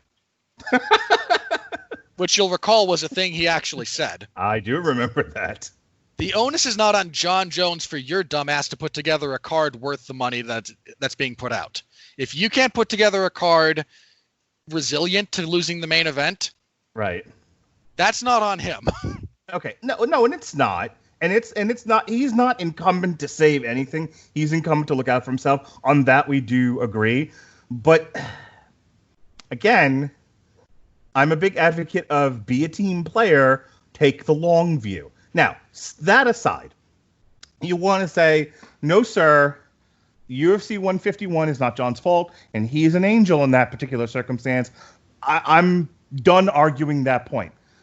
Everything else that Jon has done, between popping positive and DUIs and cocaine and hookers, and I'm okay with the hookers, but apparently nobody else is. So, so is this the guy you're shelling out extra money for in the middle of this much uncertainty? Well, okay. First of all, you don't pay him unless he gets in the cage anyway, right? Uh-huh. So the only real risk you're assuming there is Jon's saleability to an event prior to the event starting. What I'm saying is, why negotiate extra money for a guy who is wildly undependable? Because there's no risk of paying out if he doesn't actually get in the cage and fight, at which case, who cares? You've made your money. How many more times are we going to put Jon in the cage and then he wins and then something negative happens?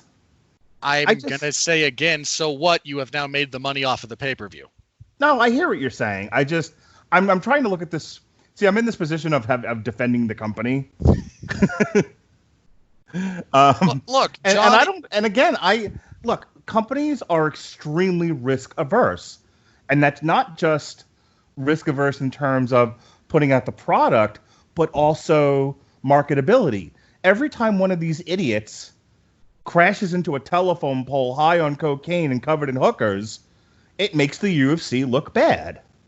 And the UFC doesn't have a great look to begin with. I was going to say, the UFC's image. They're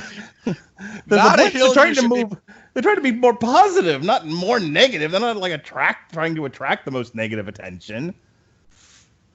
This isn't the guy in the middle of this much uncertainty with his record. He's not the guy to stick his hand out and go, I want extra to do my job. Well, that's my contention. Well, look, somewhat in Jon's defense, he was not saying, I think a fight with Jan Blachowicz warrants me making $15 million. Okay. He was saying, if I'm going to go up to heavyweight and fight Francis Ngannou, I think that is worth more than I am making. Okay. So go back a second. So when he was like, fuck it, I'll just fight Jan, what was the answer? I don't know. Apparently they said that seemed to be the wheels are going to keep turning. Okay. And then Dana said, no, John's an unreasonable person asking for Deontay Wilder money. And Jon said, you've lied about me for the last time. Get the feeling they were just trying to cut bait with Jon.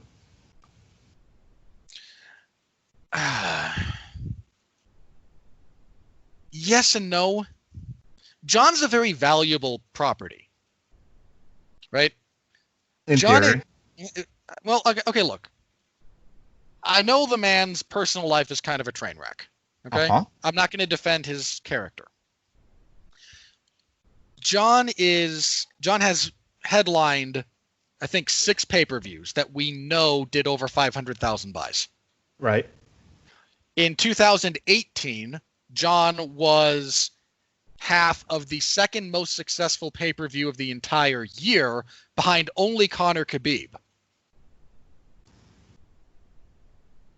Jon has generated in revenue for the UFC hundreds of millions of dollars. And I'm not saying that Jon's career isn't approaching the end. And the UFC might be trying to make that calculation. Like, okay, he's still valuable, but we know that's gonna, trying to manage talent like that is a difficult thing. Yeah, I was going to say they might have done a calculation of where we have a limited talent pool because of travel restrictions.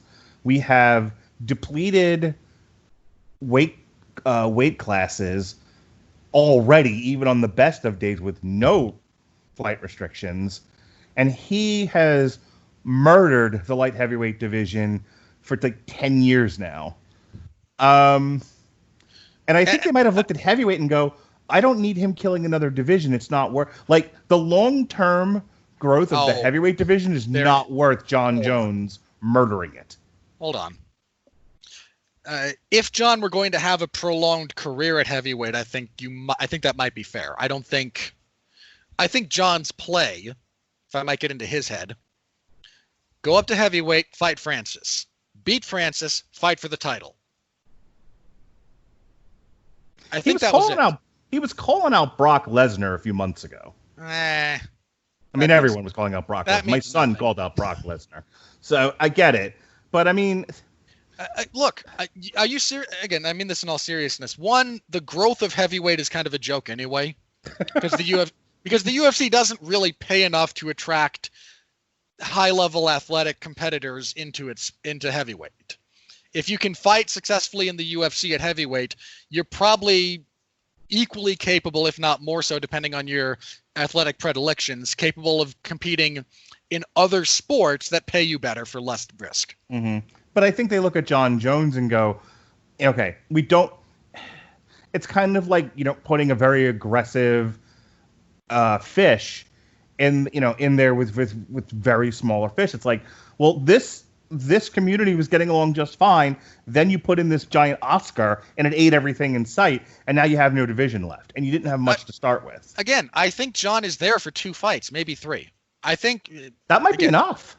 Look, okay. So the fact that the UFC can't actually curate a division is not Jon's fault. Right. But again, the company point of view is, what is the long-term benefit of putting Jon in heavyweight where he beats Stipe, maybe he has another fight with Dan Cormier again and probably beats him again with the luxury of not having to cut weight, and he beats up-and-comer and possible title contender Francis Ngannou. Oh, and let's just for shits and giggles throw in Alistair Overeem. Nah, he wouldn't fight over him. He might. No, I'm not kidding when I say I think he would win that belt and then probably retire. Well, again, I'm not. That's a hard sell. I'm going to be in the pitch chair again. You're pitching me Jon Jones at heavyweight. None of what you just said is appealing. If I'm in the UFC, then if I might speak to how the UFC would think about it, what are you going to do with Francis for the next 6 months, 8 months? Has he fought Alistair Overeem? Yes. Okay. He knocked him out. I'm out of ideas. Okay. I can tell you what they're going to do with him. Okay. They're going to sit him on ice for the rest of the year. Stipe and DC are going to fight sometime probably August, September, because that's when Stipe will actually be able to train again. They'll do Cormier-Stipe 3. And then first quarter of next year, Ngannou fights either the winner of that for the belt or someone else for the vacant belt. Have they done Ngannou versus JDS? Yes. Jesus fuck. Has he not? Is there anybody he hasn't fought? Yeah, there are people he hasn't fought. I mean, in like the top 5. No. Oof. He lost to Stipe. He hasn't fought Cormier. Okay. Okay. Why would Cormier take that fight though? If they strip Stipe of the belt and put the belt on the line, that's it. That's the only circumstance under which Cormier fights Ngannou. All right. So so where are we going with all this? You've kind of heard my thing. I think you're going to maximize money, right? How much does Jon Jones versus Jan Blachowicz draw? Versus how much does Jon Jones versus Francis Ngannou draw? I would say the Ngannou fight draws more. A lot. Now, let's say Jon wins. Is that a catastrophic loss for Francis Ngannou? No. No, he can rebuild. You lost to the best in the world in a situation where you just laid out that he isn't even going to be active for another 6 to 7 months. So, again, even if he loses, Ngannou, his career is not irreparably damaged in all probability. Mm-hmm. It would take a wild, unforeseen twist of fate for that to be really bad. Then you get Jon versus someone for the heavyweight title, which will also sell more than Jon versus whatever Joker is at 205. You have now created a circumstance where Jon, one of the best ever, probably the best active, certainly, now gets a chance to fight for his second title in a different division against either his heated rival in Cormier or the best heavyweight the UFC's ever seen in Stipe Miocic. This is a much more saleable fight. And by the way, if during this one of your stipulations is Jon vacates 205, then sure, you've got that division moving along to some extent while Jon is doing this. Okay. Those are all logical arguments.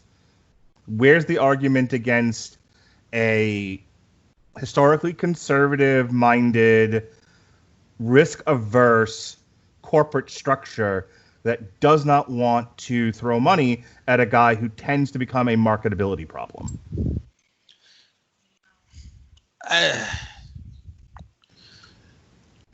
I think the big issue is that the UFC is not willing to budge at all. And that's certainly their prerogative. They have a valid contract with Jon. But you're then going to this is how do I say this? This is a nickel holding up a dollar if the UFC is looking at it that short-sightedly. I would not be surprised if they are. I mean, and look, I can put my own kind of opinion aside and just sort of say, this is what I think they're thinking. And you can rest on your opinion of saying they're stupid. And that's all well and good. But that's where we are, though. You know, I don't think this is the environment right now where the UFC makes wild and crazy decisions. And I think that... On the contrary, they're going to make a lot of them. They're just not going to like any of them. You know, and I think it's easier to cut bait with some of these guys at the top. So the other side of this is also Jon walks away from the UFC. You know, he walks away from a high-level contract. That's one less high-level contract they have. Yeah, and again, I mean, they've been making the UFC. I don't want to get into fighter pay because that's a long discussed topic. Let me quick put an addendum on that. If the greatest source of revenue they have is television rights, and if they could put, theoretically, they could put a bunch of ham and eggers on there and get the same as if they put WrestleMania on for all intents and purposes, then yeah, I'm looking for places to cut fat at this point. And if Jon's going to be fat, then cut fat. That actually makes logical sense. Again, I think it's relatively short-sighted, but I do understand how they could arrive at the conclusion. Okay. It's very short-sighted, but I mean, the world may be ending tomorrow. Short-sighted is where it's at, baby. Yeah. So again, Jon, at the moment, that his stance is, I'm done. I vacated my title. Call me when you want to pay me appropriately for. And look, here's the other thing I'm going to say about Jon. If Jon is genuinely at the point where he's going, you know what, my compensation no longer matches the physical risk I'm assuming, that's fair. Sure. And if you can't come to terms with the compensation on that, then walking away is not unreasonable. We said in a private chat on a conversation about fighter pay, and I basically said, if you don't like it, leave. Go be a gym teacher. And I meant that for the guys at the top too. If you have become dissatisfied for any number of a zillion reasons with the UFC, and you've got it to where you can walk away, I'm all for Jon walking away. Tell those people to go fuck themselves. There are opportunities out there for Jon if he wants them, or he can sit home, smoke crack, and fuck hookers. I'm good either way. Oh God, Ryan Bader was just the dumbest thing. After Jon said that, he's like, champ, there are other options. Bellator would love for us to run it back. If no one else. Shut up, Ryan. So, here's one thing I will say. I don't think he goes to the WWE, because I know that's everyone's like stock answer. Like, oh, he'll just go wrestle. They'll go get some of that Cain Velasquez money. I don't think I don't think Jon's a wrestler like that, No, I don't. Jon doesn't have that kind of personality. Like, Jon's got a personality, but not the kind of personality where if you turn it up to 10, it becomes entertaining. He's just kind of he's a dude. Like, his best asset was that he's the most intelligent fighter. He has high... His fight IQ is the best in the sport's history. Yeah, thank you. That's what I was trying to say and was fumbling. So his fight IQ is the best in history. So what do you do with that? Well, since you're not really a personality... I mean, I think Jon's personality turned up to 11. He'd be in a tag team with Matt Riddle. Yeah. Anyway, I don't see him going into wrestling. I mean, maybe he goes to Bellator. I don't think he'd fight Ryan Bader, but I think he'd be one of those guys where Bellator would throw him. Now I see it on Middle Easy. Ryan Bader invites Jon Jones to Bellator. Terrific. I could see him going to... If a tree falls in the wood, no one hears it, doesn't make a sound. I could see... Well, here's the thing. I can see... The Bellator thing becomes a nya for a lot of fighters. I want X amount of money. No. Okay, well, I'll go to Bellator. Nya, they paid me. Ha. And, like, what, 1 or 2 fights? Have him fight Fat Rampage again. That'll be fun. That would be awful. When it comes to Jon, actually, I think if he can get his stuff together, I think he'd be a genuinely great coach. He has such a phenomenal mind for combat sports. Again, if you listen to anyone talk about how he breaks down tape, he is better at breaking down tape than most coaches. Okay. He is, and again, that's contingent on him getting a lot of his personality and his personal life together. Yeah. But I think I genuinely think he has a lot to offer in that respect. Yeah, it's hard to say, because when you don't have a personality, there's not a tremendous amount of doors that are open for you outside of strict combat sports, and you've just left the best place in the world to fight at in terms of the most exposure. So, I mean, like, where do you go? If not Bellator, then what, 1? I think you said something about, like, PFL in the chat, which didn't even know that was a thing. There's no World Series of Fighting anymore. That's the PFL now. There's a Professional Fighters League. Okay. I mean, again, who's ever willing to throw, like maybe do like a one-off pay-per-view. Or like I said, or maybe he just finds a new chapter in his life. He figures out what he wants to do next with it. Not everyone fights forever. No one fights forever. Unless you die in the ring. Cowboy Cerrone's fighting forever.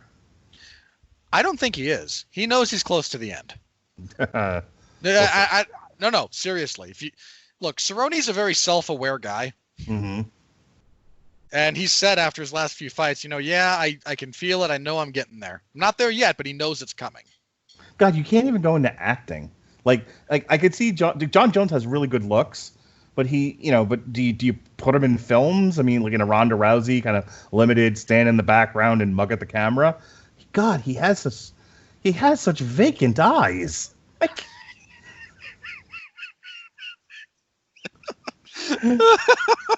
like I'm just picturing him in an action movie, and he's one of the heavies in the background, and like the director having to just call cut and be like, John, react. Oh God. Oh man. Okay, I needed that. Thanks. Yeah. Again, I don't know. But that's where we are with that. That's definitely something we're going to be keeping an eye on because I genuinely want to know what else does Jon Jones do with his life if he wants to do something in the public arena. I don't know. I genuinely don't. All right. We mentioned it a little bit earlier, but let's talk about this just a little bit. Not too in depth, but a little bit in depth. The Reebok deal, Mark, is coming to an end later this year, I believe. Shortly, if nothing else. What do we say about this clown fiesta when it's all said and done?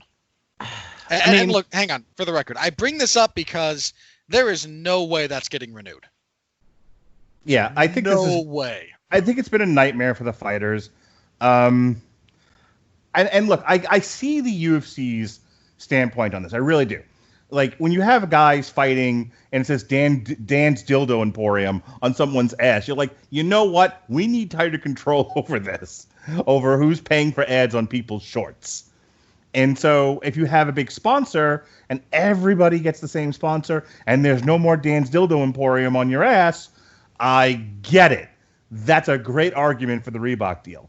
Unfortunately, and I was trying to explain this to my wife, like as terms of like fighters pay, it's kind of like the WWE guaranteed the WWE guaranteed contract, which is they pay you $150, but if your teacher sells, your videos sell, if anything with your likeness on it sells, you get a portion of that. And I remember like Kevin Nash talked about like at the end of the year, you'd get this printout of everything that had your likeness on it and how much of a cut of that you got. And that's where you made your money.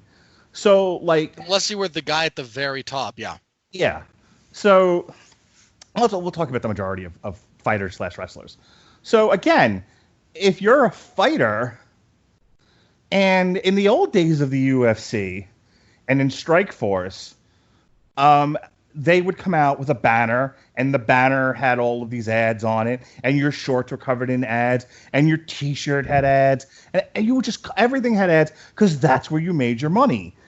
And so if the Reebok deal wasn't going to somehow equally compensate all of the potential earnings the fighters had, then yeah, this was a huge rip.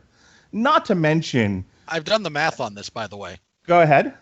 Well, okay, the deal was for $70 million over the however many years, right? Mm-hmm. First of all, comically low number, right? Do you know how much Nike pays to be like the exclusive apparel provider for the NFL? How much? I don't know off the top of my head, but you know what I mean, like billions, right? Sure. Okay. They pay an arm and a leg to be the exclusive apparel provider for that. Like, okay, if an NFL player is on air, they only are wearing Nike. And we are paying through the nose for this because we know we make a return on it. Right. I mean, the one that got that was slightly more comparative. Okay, so the NFL, giant institution. UFC, not the NFL. How about the NHL? Right. Mm-hmm. The National Hockey League's exclusive apparel provider was paying something like 10 times what Reebok was paying the UFC. Right. Okay. So the UFC got lowballed for this, and the fighters got screwed. That's the story. That's what we know. That's a big part of it. But again, I actually did some of the math on this because somebody pointed out, because we know how much Reebok pays out. That's public. That is it's not Reebok. Reebok pays the UFC. The UFC pays the fighters. We know what the fighter compensation / compliance policy has paid out to fighters year to date. It's a little over $33 million over the 6 years. If you divide that by the 550 fighters or so on the UFC roster per year, they pay like 10 grand per fighter per year. Wow. It borders on the unconscionable. Right? No, I get that. Like this one, like you and me are right in lockstep. And here's the other side of it. So take out the giant financial rip the fighters took that sent a lot of them to Bellator and everywhere else. So take that out of the equation for just a second. The Reebok clothing, the Reebok apparel, first of all, made everyone fucking look like they were doing like open gym workouts. They're the ugliest fucking things I've ever seen. Do you remember that god awful like fashion show rollout they had? I remember you guys making fun of it. It was so bad. And poor Gilbert Melendez with his name misspelled all over his stuff. Yeah, the thing about, I say this about wrestling all the time. Combat sports, anything on television is a visual medium. Shit has to pop. I know people who are like true sports enthusiasts don't get that, and they're like, it's about competition. Okay, but for the 90% of the people that aren't, you people who only care about the sport, they are looking for something interesting on television to capture their imagination. That involves color palettes. Okay, that involves personalities. That involves sound, music. Okay, all of these things factor into the watching experience for the viewer. And when you took away, and again, I get the UFC's point. Some of these people came in looking ridiculous. Well, what was the one guy who came in the banana hammock? Okay, that's my favorite. Okay, hold on. That was that guy who's like submitted Matt Hughes in 20 seconds across 3 fights. Not a joke. Dennis Hallman. Right. Yeah, okay, that was a wardrobe thing more than anything else, and the UFC did immediately after that say, okay, no. We are banning bikini briefs from being appropriate fight attire. I'll take things I never heard myself say for 500, Alex. So like I get that. Like if you have institutional control over wardrobes, you don't have banana hammocks ever, or anything approximating a banana hammock. And when I say that, I mean you don't have people getting it into their head to do something stupid. They can't anymore. You've taken that away from them. But you've also taken away color paletting, personality, pop, marketability. If I didn't know who these fighters were when I'm watching them, you would never know just by, it's 2 people in fucking workout gear. That's it. One of the things you used to tell a fighter apart from another fighter was their gear. It's one of the things that made Bellator a fun watch. One guy comes out looking like a dinosaur. One guy's got a crown on his head. It was like pro wrestling. And to some people, like, yuck, everything you just said sucks. We prefer Reebok. I get there's some of you out there, but for the rest of us humans, we like gimmicks. We like color. If I may, I think there's a valid point to be made about the NASCAR, for want of a better expression, of fight shorts that we used to have. Sure. And again, I don't really completely disagree with the point, right? That, okay, you can't have Condom Depot on your butt. We've moved away from Dan's Dildo Emporium. Well, I don't know that that's a real thing. That was ever in the UFC. Condom Depot was. Wasn't there also like a bullets thing? Like somebody had like a machine gun and bullets. Yeah. That was the gun store. That was the gun store paid a lot of fighters, man. Yeah, and probably I think a lot more than Reebok did. And I think that was like a big bone of contention. It's like, well, we're fine with Condom Depot, but could you get the machine gun off your ass? Or dynamic fastener, which no one knew what it was. Right. So again, I'm not saying there's not a point to be made about that. I think there's 2 things that kind of happened almost concurrently that make me really roll my eyes about that. One is the utter blandness and homogeneity of the product we got. Well, that's what I'm saying, right? Well, hang on. Yeah, I agree, and I agree with you there. 2, Have you looked at the UFC's canvas lately in the octagon? Yeah. Okay, so it's okay for the UFC to sell a giant chunk of ad space on the canvas to a pube trimmer, and for the UFC to get paid for it, but not the fighters. And they're also selling microwave meals. That's what Devour is. Yeah. And they're not as bad as Strikeforce, who everyone thought was Monster Energy drink fighting. No, you just tend to think that the UFC is now Modelo. Look, if the UFC's whole thing was, okay, we need a more professional presentation, there will be one logo. We'll have the UFC logo in the middle and, or what is it? I mean, boxing does this. There's one logo. Yeah. If they went that route, like, okay, one, and you're going to submit a logo that we like, and we're going to, streamline this, then maybe I could have got along with it. But the fact that they immediately went, no, the fighters can't be NASCAR cars, but boy, the ring sure will be. Sure. Yeah, the Reebok deal was such a catastrophe. Mm-hmm. I mean, and there was such backlash over the fighter pay that Reebok actually had to put out its own press release that said, we're not paying the fighters, we're paying the UFC. If you have an issue with that, take it up with them. Yeah, they tossed the ball. And in fairness, they're not paying the fighters, they're paying the UFC. Or, oh God, remember when they were like, yeah, these fight kits we're going to sell that A, nobody bought. Right. And B, we're like, again, the hilarious thing about those was like, okay, these cost say $100 and the fighters are going to get I forget what the percentage was. Look, you're talking to a guy who wears like gym gear all the time because I'm a giant fat ass. Okay. I wear t-shirts. I wear gym shorts all the fucking time when I'm not wearing my nursing scrubs. And if you make like something that's colorful or funny or engaging, I will wear it. I wouldn't wear any of the Reebok stuff. It again they all look like the kind of shit you would find in a yoga studio. Yuck. And again, even yoga gear tends to be at least brightly colored. Everyone was like a guy in the white shorts, a guy in the black shorts. Here we go. Yeah. That was it. I mean, the big innovation, I think, a couple of years ago was, well, now we've got chalk. And look, let me be clear about Reebok. The quality of product that Reebok puts out is fine. Like, I have a Reebok workout shirt. I think that's what I was saying. Like, I wear, I wear. Hang on. You probably own Reebok stuff and wear it, and the quality of the material is fine. But boy, are they not creative.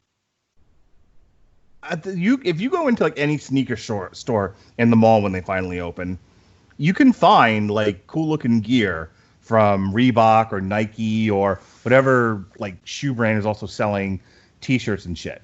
They like Adidas, they all look fine. Like, if that's your brand and you like it, they sell stuff that you can wear in public and not look like an embarrassment. That wasn't what the guys in the UFC and the girls in the UFC were wearing.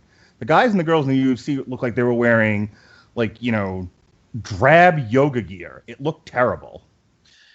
Yeah, so again, that's about to end, and I suppose, again, if they re-up that, if they not that deal is not going to stand. But if they re-up with Reebok, I would be shocked. So, better question.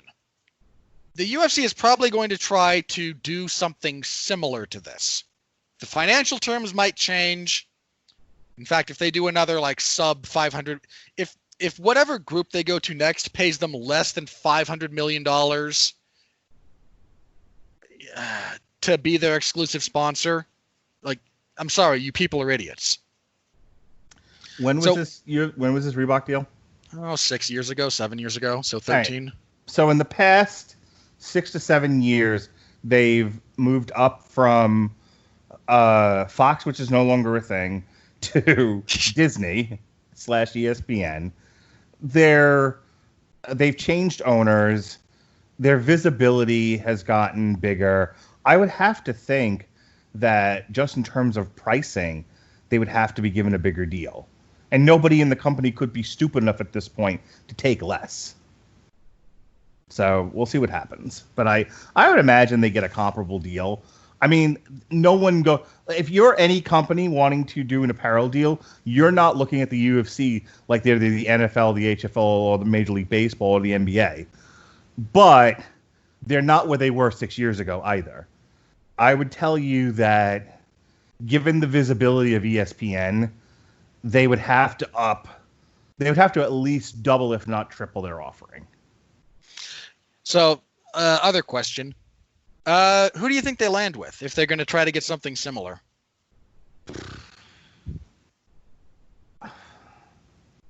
I don't know. No idea? There was I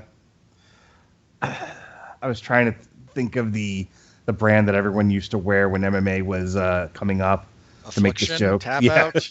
Tap Out, yeah, that's the one.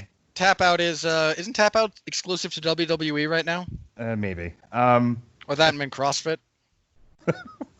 I think CrossFit is with Tap Out. I don't know. I mean, maybe Nike. I All I ask is that we get somebody with some creative.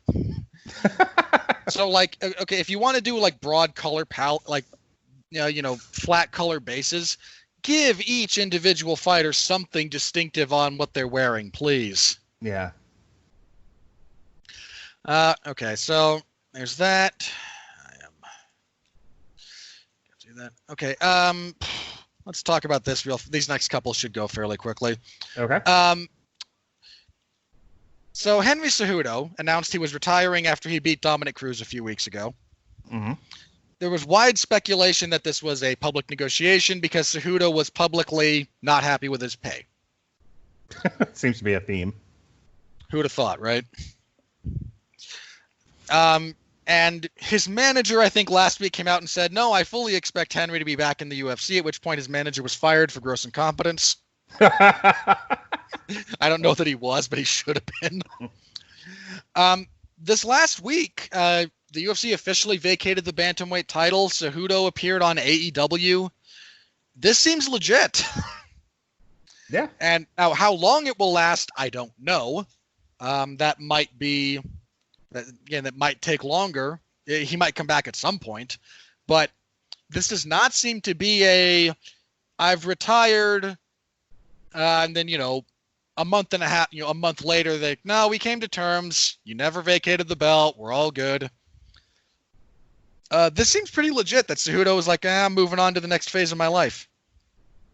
And that's watching Mike Tyson fail to rip a shirt off.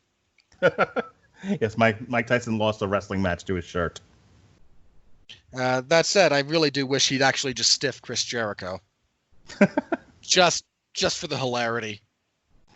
So what's your question?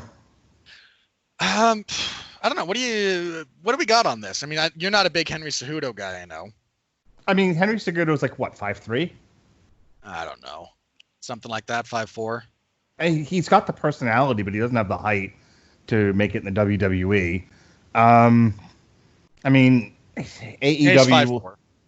AEW will take anybody, and I guess if they're going to do like a long-term thing with Tyson, and Tyson needs a crew, and Henry Cejudo wants TV time and an easy job, there's no reason why that can't be a thing. Plus, let's be clear. In AEW, 5'4" Henry Cejudo is a giant. Okay. And he's jacked to the gills, man. You're like, I want to see him stand next to like Orange Cassidy, because Cassidy is maybe 2 inches taller, but well, I was gonna say like, or Darby Allin, who's also short and also like rail thin. Yeah, like. I mean, but that's the thing. Like, this is the opposite of the Jon Jones question. Henry Cejudo can go wherever there's a camera and he'll be fine. He's got personality to spare. He's a fun guy. Unfortunately, a lot of it is badly directed energy.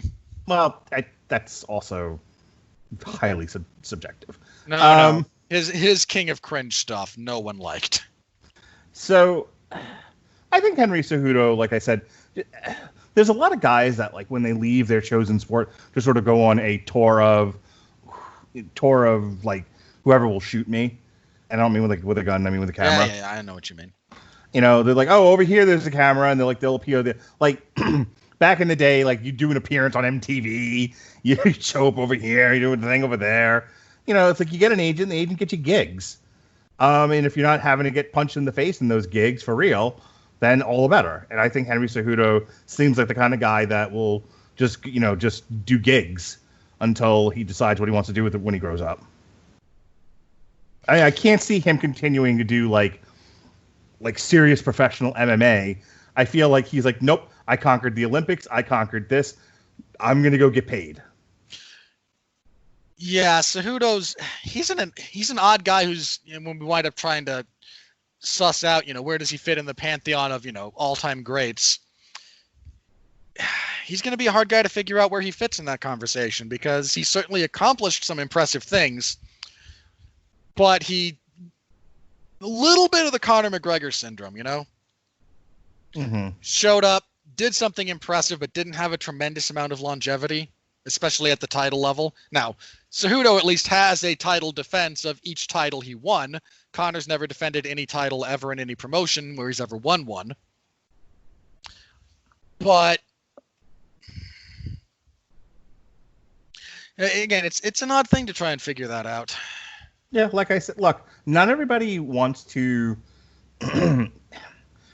We're not dealing in a world that I think truly appreciates like greatest of all time, and longevity. Like Pat and I have been doing. Let me try to explain that a little bit better. Pat and I have been doing the series on heavyweight champions, and a lot of what defines the guys that we're talking about is the ability to win and retain your title in successive defenses, making you one of the greatest of all times. And I think there was a deeper appreciation for it in the 40s and the 50s and the 60s and the 70s. I think now, because media is highly disposable and memories are short and ADD riddled, I think a guy like Henry Cejudo, makes a splash and then it's on to the next thing. It's just so personalities, events, media in general are so highly disposable that you don't need longevity actually works against you, because then people are like, I'm bored. What else are you going to do, clown? So Henry Cejudo might be making the best, like I've done it. I've made a splash. There's nothing more I can do here. I'm in the two lowest weight classes of men, and it's the ones that nobody pays any attention to. So fuck it. I've made a name. People are throwing gigs at me. I just showed up on some garbage wrestling show next to Mike Tyson. Like, he's going in a good direction for him. Well, and he got there by he also, hey, my one title defense over a guy who hasn't fought in 4 years. I mean, let's compare him to Demetrius Johnson. Now, you, as a pure sports guy, look at Demetrius Johnson and go, one of the greatest of all time. Absolutely. Certainly one of the greatest flyweight champions. The greatest flyweight champion in the history of the UFC, if not the history of MMA. There have been two. There have been two flyweight champions in the history of the UFC. Okay. Demetrius Johnson and Henry Cejudo. Right. But how much of a multimedia splash did Demetrius Johnson make versus Henry Cejudo in that time? How much did longevity benefit him?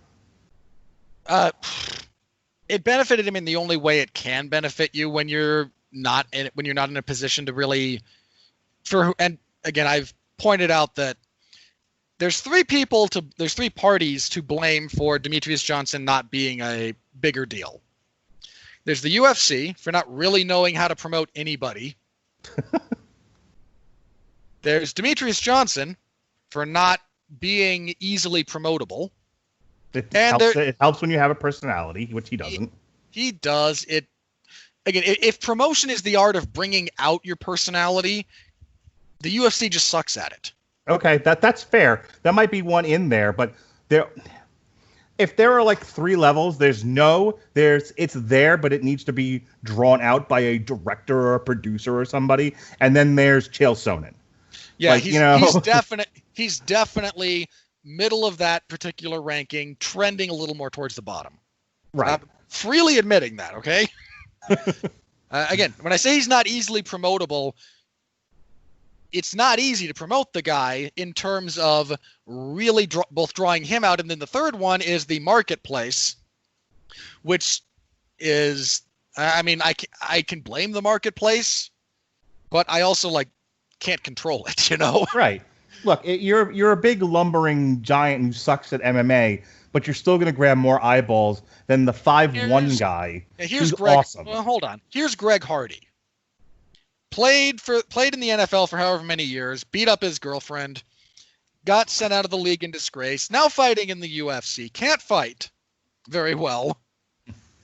But he's at heavyweight, and ESPN loves football. Right. So he's on pay-per-view in main cards and getting paid like $300,000 and is terrible.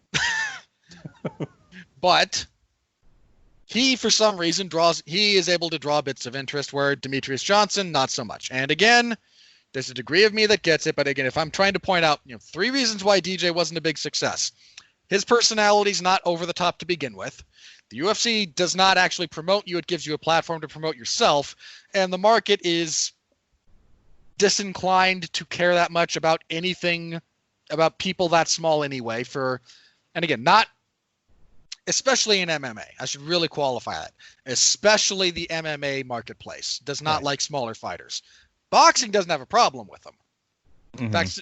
In fact, some of the biggest stars in the history of boxing have been smaller guys. Sure. But the MMA marketplace is the MMA marketplace, so. Anyway, point being to all of that.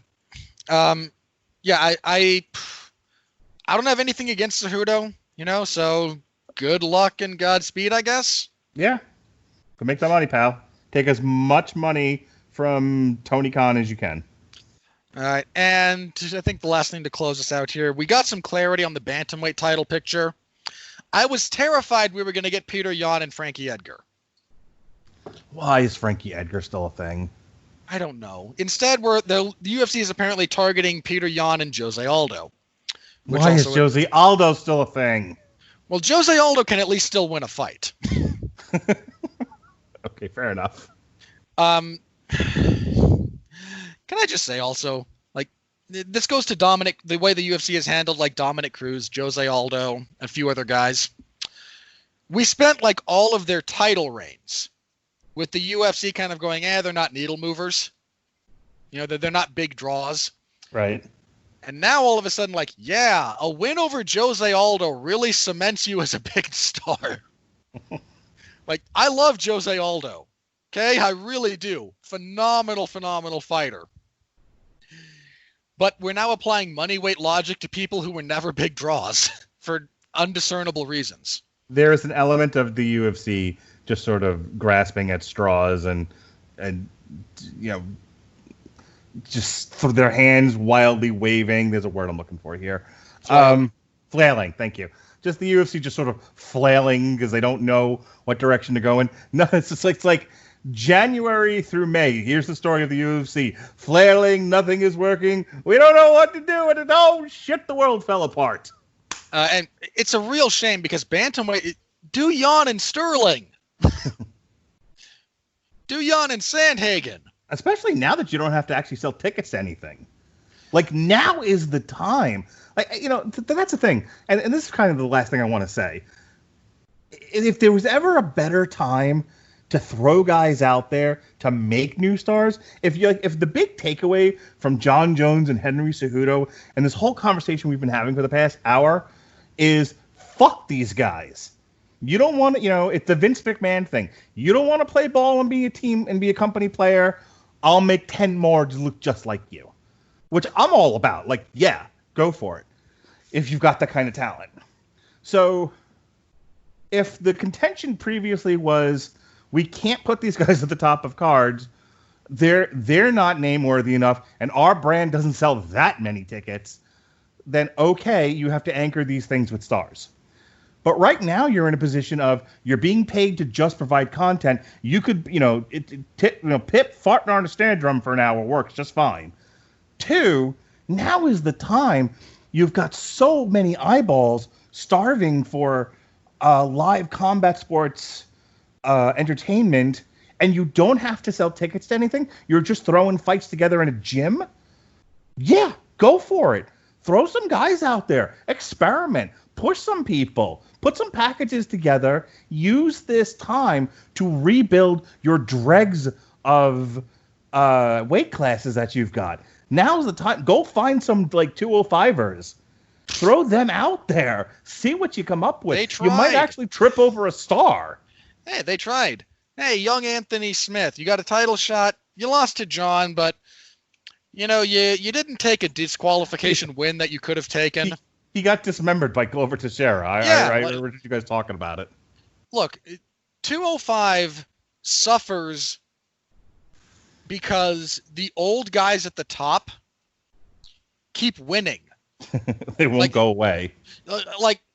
You're put in a cage with these people. Here, they've got that spot. You want that spot? Go take it. And they go, no. But you see what I'm saying overall? Maybe 205, not the best argument. But No. I completely get what you're saying. You're not concerned about ticket sales. You need to provide content. There's stuff you could try, and the UFC at the moment seems more interested in just turning over the same machine. Yeah, now is the time for experimentation. You have everything going in your way. You have eyeball starved for entertainment. You don't have to sell tickets, and you have nothing but time in front of you because we're not going to have crowds again until fall 2021 at the earliest, which fucking hurts because I have concerts I wanted to go to, and my daughter wanted to go to, but nobody cares about that.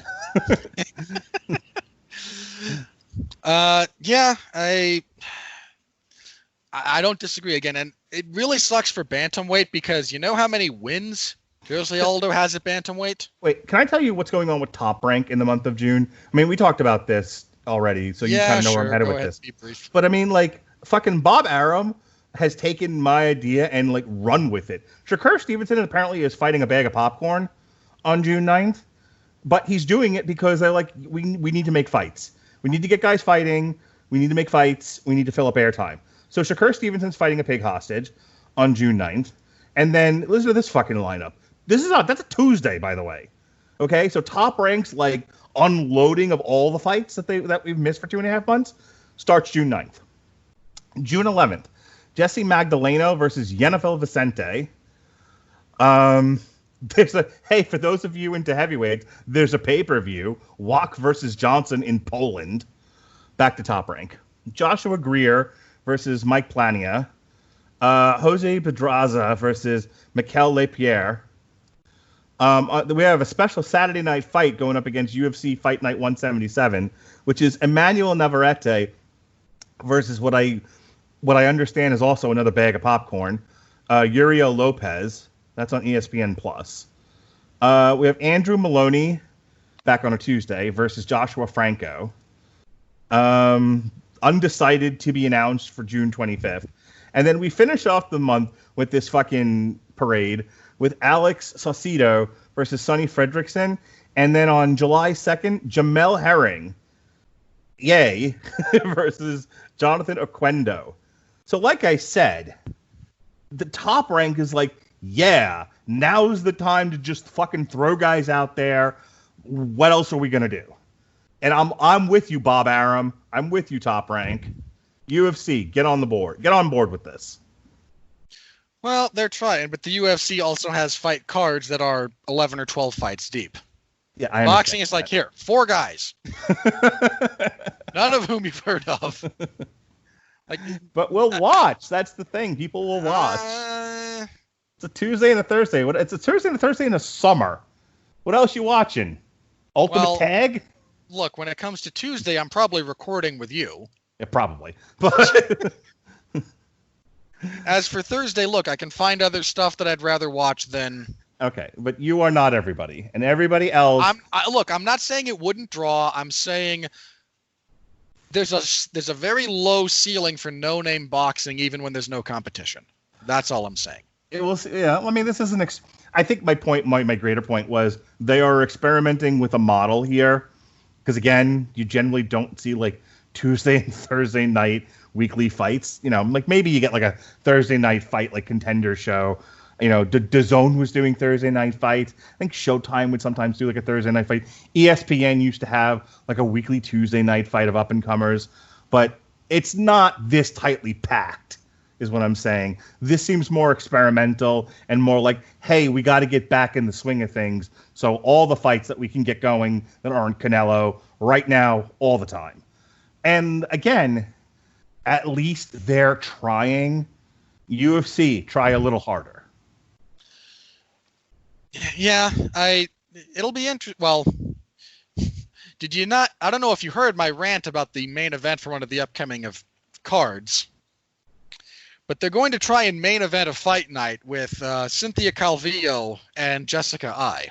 I mean, I know that's a thing, and I won't be watching. Oh God, what a terrible main event! I mean, in all seriousness, look, I've complained for a long time about certain fights and fighters languishing on prelims when they should be on main cards. I've done this. I still do it about flyweight because the UFC doesn't put flyweight on the main card of anything. I think I did the math on this for like all of 2019. There were 5 flyweight fights on a main card for the entire year. So I'm not opposed to them trying some of these things. At the same time, if the best you can come up with is Jessica Ai, yeah, that's going to be rough. Yeah, at that point, I know there are travel restrictions, but buy a plane. Owning the plane people. Doesn't help. Buy an airfield. That doesn't change the travel restriction. Why do you think that if the United States were to say no one from Brazil comes in, and you go, but I have a private plane, that's fine. Are the people from Brazil on it? How close are we? So did you hear the thing? I really want to go because I got to go to work tomorrow. But did you happen to see the thing that after John Oliver did his bit on Bubble Sports and he was making fun of the UFC and he's like, how did you not call Fight Island UFC SEA? And then they filed for a trademark. Trademarked it. Yeah. Yes. That's funny. John Oliver is a waste of space. Okay. All right. Let me check Twitter one last time. See if I can sift through all the stuff. Because boy, is my timeline a mess. Oh, God. Sorry, there's too many people who are too stupid about... All right. I haven't seen anything on Twitter regarding any like crazy... Okay, hang on. Well, here's all I'm going to say. You can appreciate that fighting fascism is a good thing and still acknowledge that certain organizations might actually qualify as domestic terrorist groups. I don't want to. Look, I don't know. I am not deeply familiar with the Antifa stuff. Maybe the qualification is hasty. Certainly the fact that the KKK is not categorized as such strikes me as gross and atrocious. Just because you say I fight for X and X might be a good thing doesn't mean A, you actually fight for X, or B, that the methods you use don't actually qualify you for something else. Okay. All I'm going to say. All right. I take issue with people's like reading comprehension on this topic more than necessarily the specifics in practice. All right. Yeah, nothing else MMA related seems to have broken. So no, we're too busy burning down the country. Again, we're not getting it. I'm not trying to piss anybody off with that. Again, my stance on that is more, please have some comprehension skills about what's being said as opposed to just, but you know, the title of this is good. Yeah. No. And all right, not getting into it. Yeah. Great. So just very briefly, has your workplace been just swamped? My wife all weekend, especially when like the first looting started here in Tampa, which I imagine was 2 days ago. It's last night and then today. It's still going. Well, we're actually I think we're like now. Since it's Tampa, I imagine it started like 2.5 weeks ago, and then they went, "Oh, there's a reason." Yeah, we had a curfew tonight because after being locked in your house for 2.5 months, what better way to celebrate than to cause another curfew? I think like there have been some there were perfectly decent, quiet protests, and then there was a lot of looting and a lot of black-owned businesses and black-owned, and majority black-managed malls and stuff and stores that were looted and burnt and just a fucking mess. It is that I think we can all agree, whatever side of the political aisle you might happen to find yourself on, it's a mess. Yeah, I don't know how any of this helps do away with institutional racism or helps the vast majority of police departments look inward about their relationship to the black community. I haven't the faintest clue what one has to do with the other, but my door's locked, and we live far enough outside the city that hopefully none of this bleeds into my neighborhood because I don't own a gun. So I'm gonna be a fat ass out there with fucking cancer in my lungs, swinging a broom and a knife, basically, at a bunch of protesters, looters. Yeah, the protesters won't bother. I try to make a big distinction between the protesters and the rioters. Yeah. So some people are out there just to protest. Let me correct myself about rioters. If they show up in my neighborhood, you're going to hear about it on the news. Fat guy with cancer swung a bat and a butcher knife at a bunch of people yelling, "Get off my land." Oh, the sad thing is normally that would be a great Florida man story. Yep. But nowadays, yeah, weird part is I wouldn't be like the worst part of that story. All right, not even plugs. All right, moving on. Yeah, plugs. So, you and I have a thing. Yeah, we do. Speaking of rioting, media manipulation, the death of mankind. Yeah, really. I mean, look. I laugh because I can't help myself. But when you decided to accept my quote-unquote challenge about watching Devilman Crybaby, which came out in 2018, I think it was 18, so a few years ago, you said, okay, because you said, all right, fine, I've heard you have insulted my honor too many times, sir. I will watch this and we will discuss it. And I went, okay, if you're gonna watch it, I'm happy to talk about it. And you said, this was about a month and a half ago, right? And you said, how's my birthday? June 2nd. And you make the schedule, I just show up. And then, 3 days ago happened. I went, because leading up to that point, I'd been in my head going, this is probably a bad idea. Not that you and I wouldn't have fun, but what kind of a discussion are we really going to have about this? Like, that was genuinely my thought, because I was in half mode, like, okay, he's going to hate it. We're going to wind up talking about the technical merits of certain artistic decisions that are made in that show. Then we're going to wind up talking about,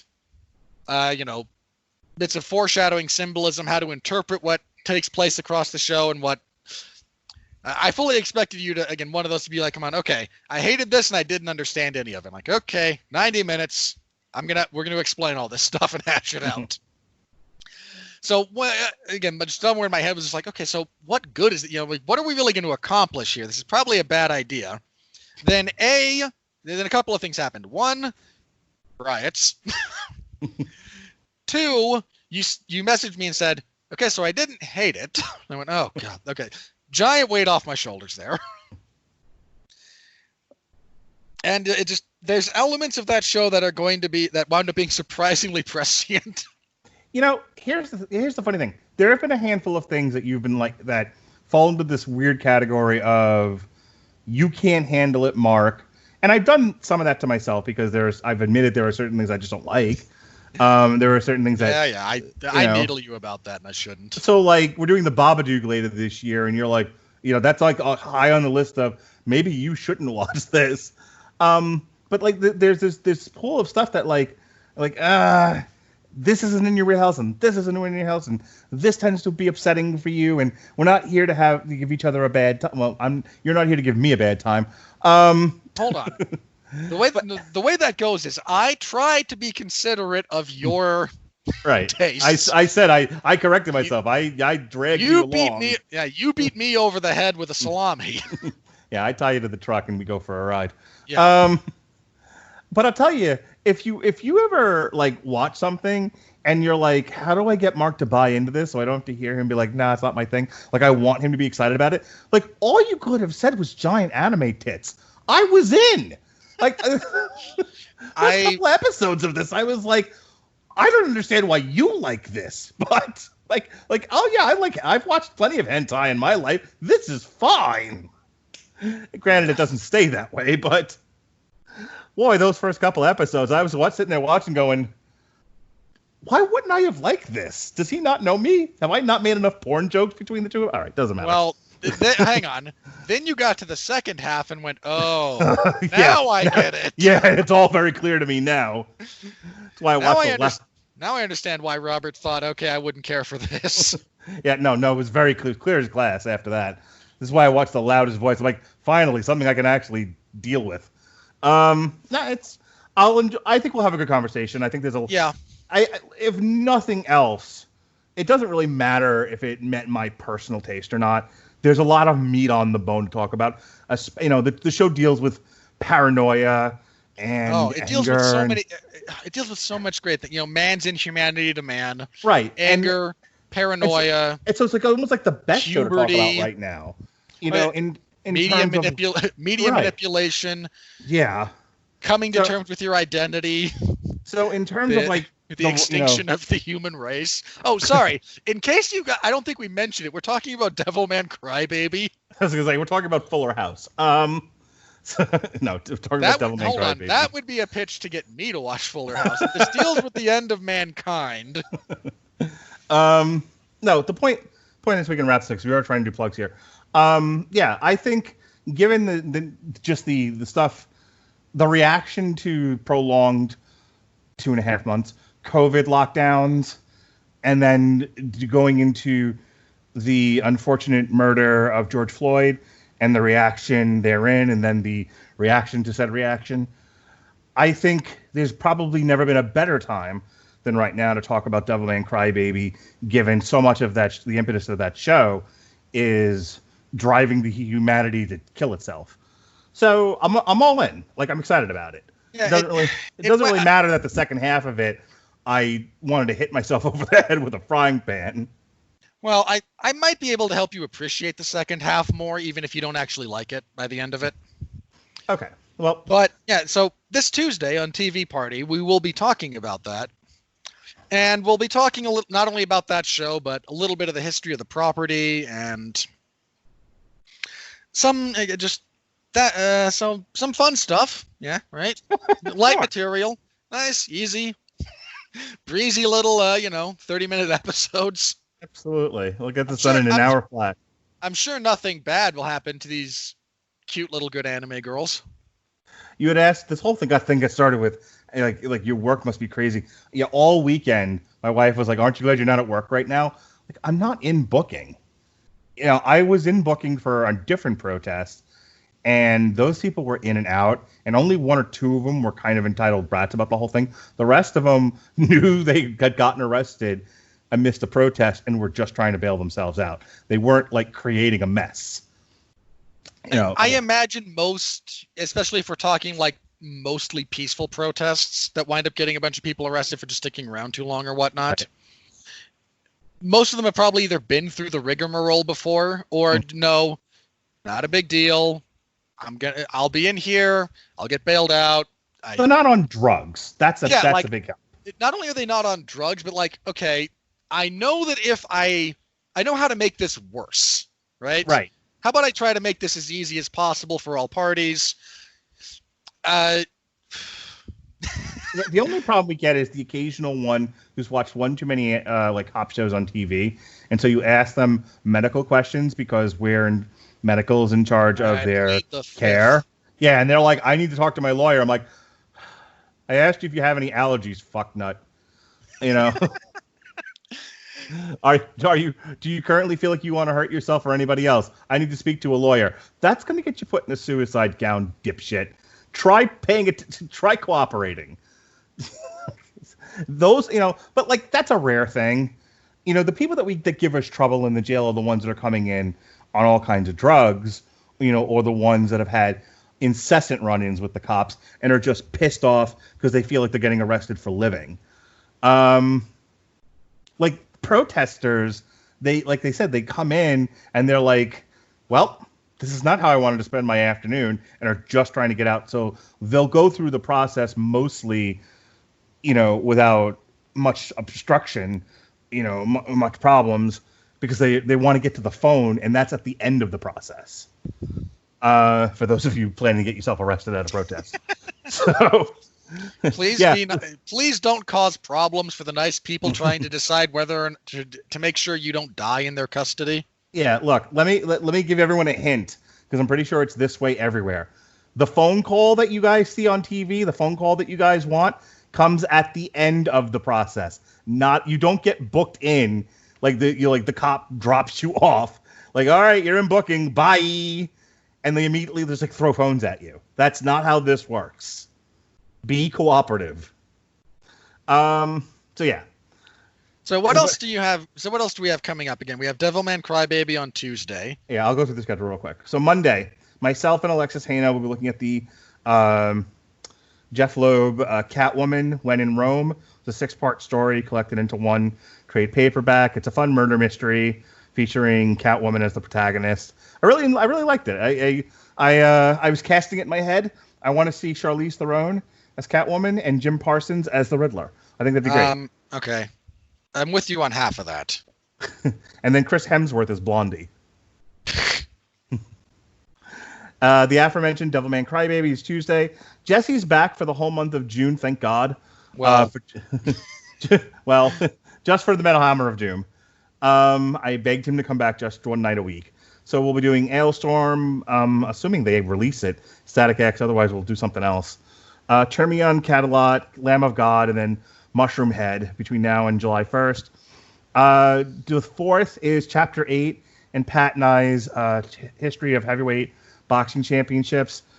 We just did the Scramble for Ali's title, and then we did an extra, because my new favorite fighter besides Joe Frazier is Jerry Quarry. He's amazing. That does not surprise me in the least. So we took a look at his fight against Ron Lyle, and then just for shits and giggles, we did Eddie Shavers, because it's about a minute long.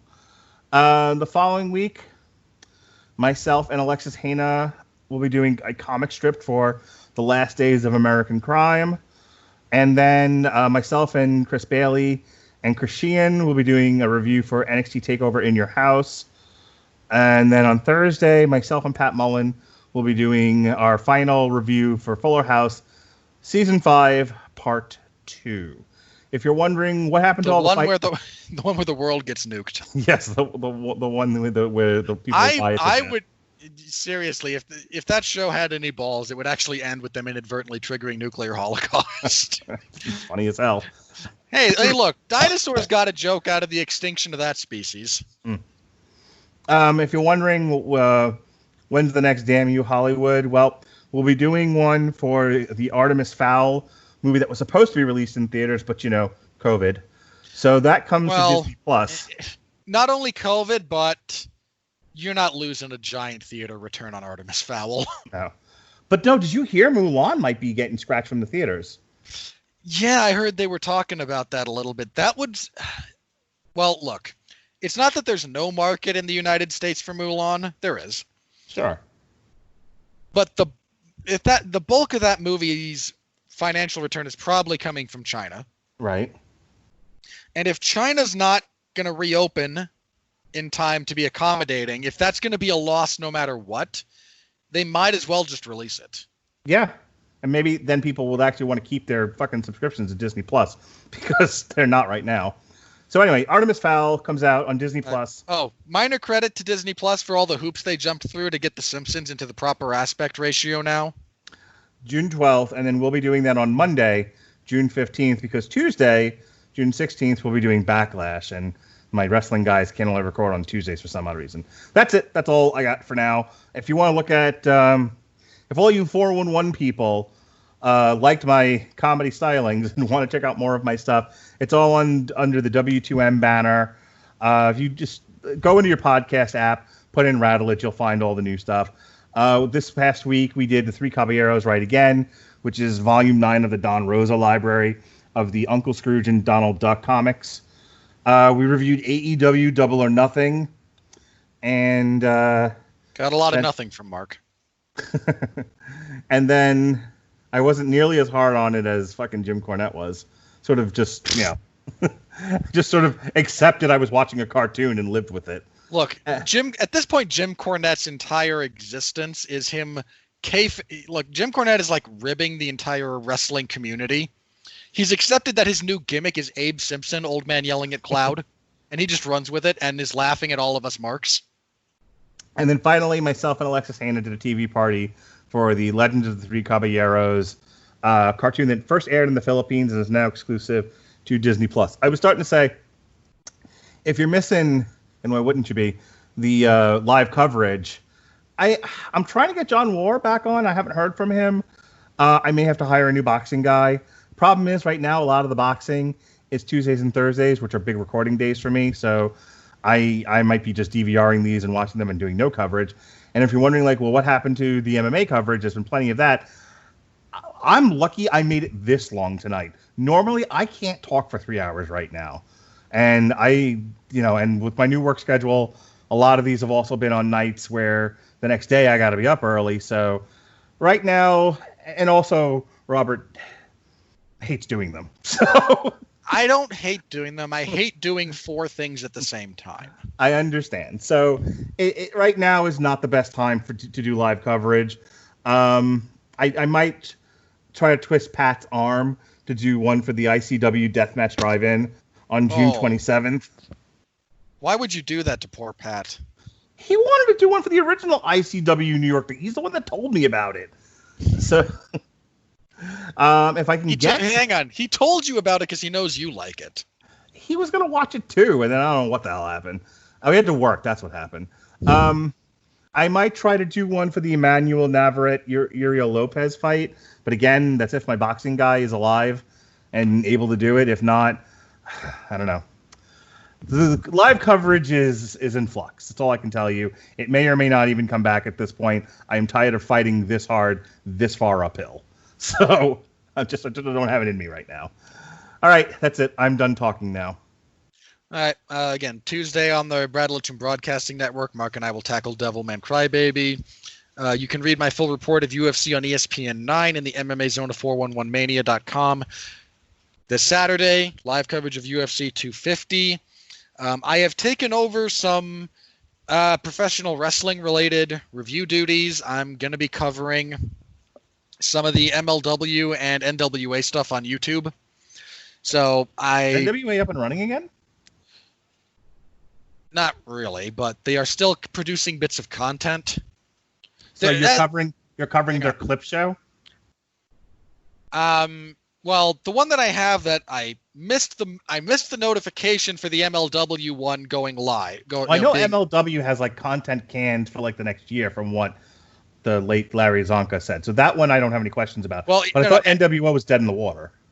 MLW, hang on. MLW they're releasing anthologies right now. The one for Low Key is up, and I will, as soon as we're done recording this, actually, I'm going to watch that, write up my report, and submit it.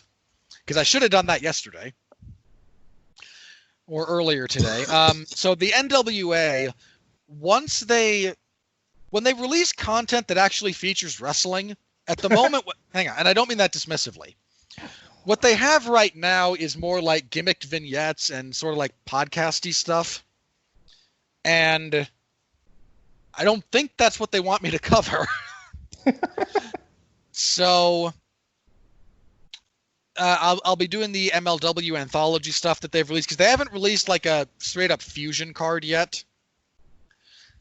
But again, the low-key anthology I will be writing up shortly, so you can find that, and you can see how my style translates to talking about professional wrestling if you're so inclined. So are you still doing Impact as well? No. Somebody else got that gig? Yeah. What about Friday Night SmackDown? No. Look at you. How is it? Hang on. How is covering MLW and the NWA YouTube shows? Well, I mean, they're only an hour long as opposed to 2 or 3 hours. Fair point. Also, again, none of this is live. This is all post-fact, just a review of what I watched. So normally they will be more timely than a full day late. Mea culpa. I will see you all next week then. So, Mark, thank you very much for being back. Sure. We'll see what happens. I'm at Mark Radulich on Twitter for those of you who hated this tonight and feel the need to tell me to go fuck myself. Yeah, be nice to Mark, guys.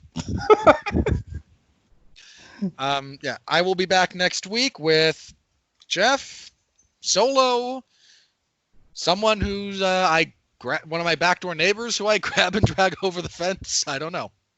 It won't be me. I'll be watching in your house. Fair enough. I will not ask you.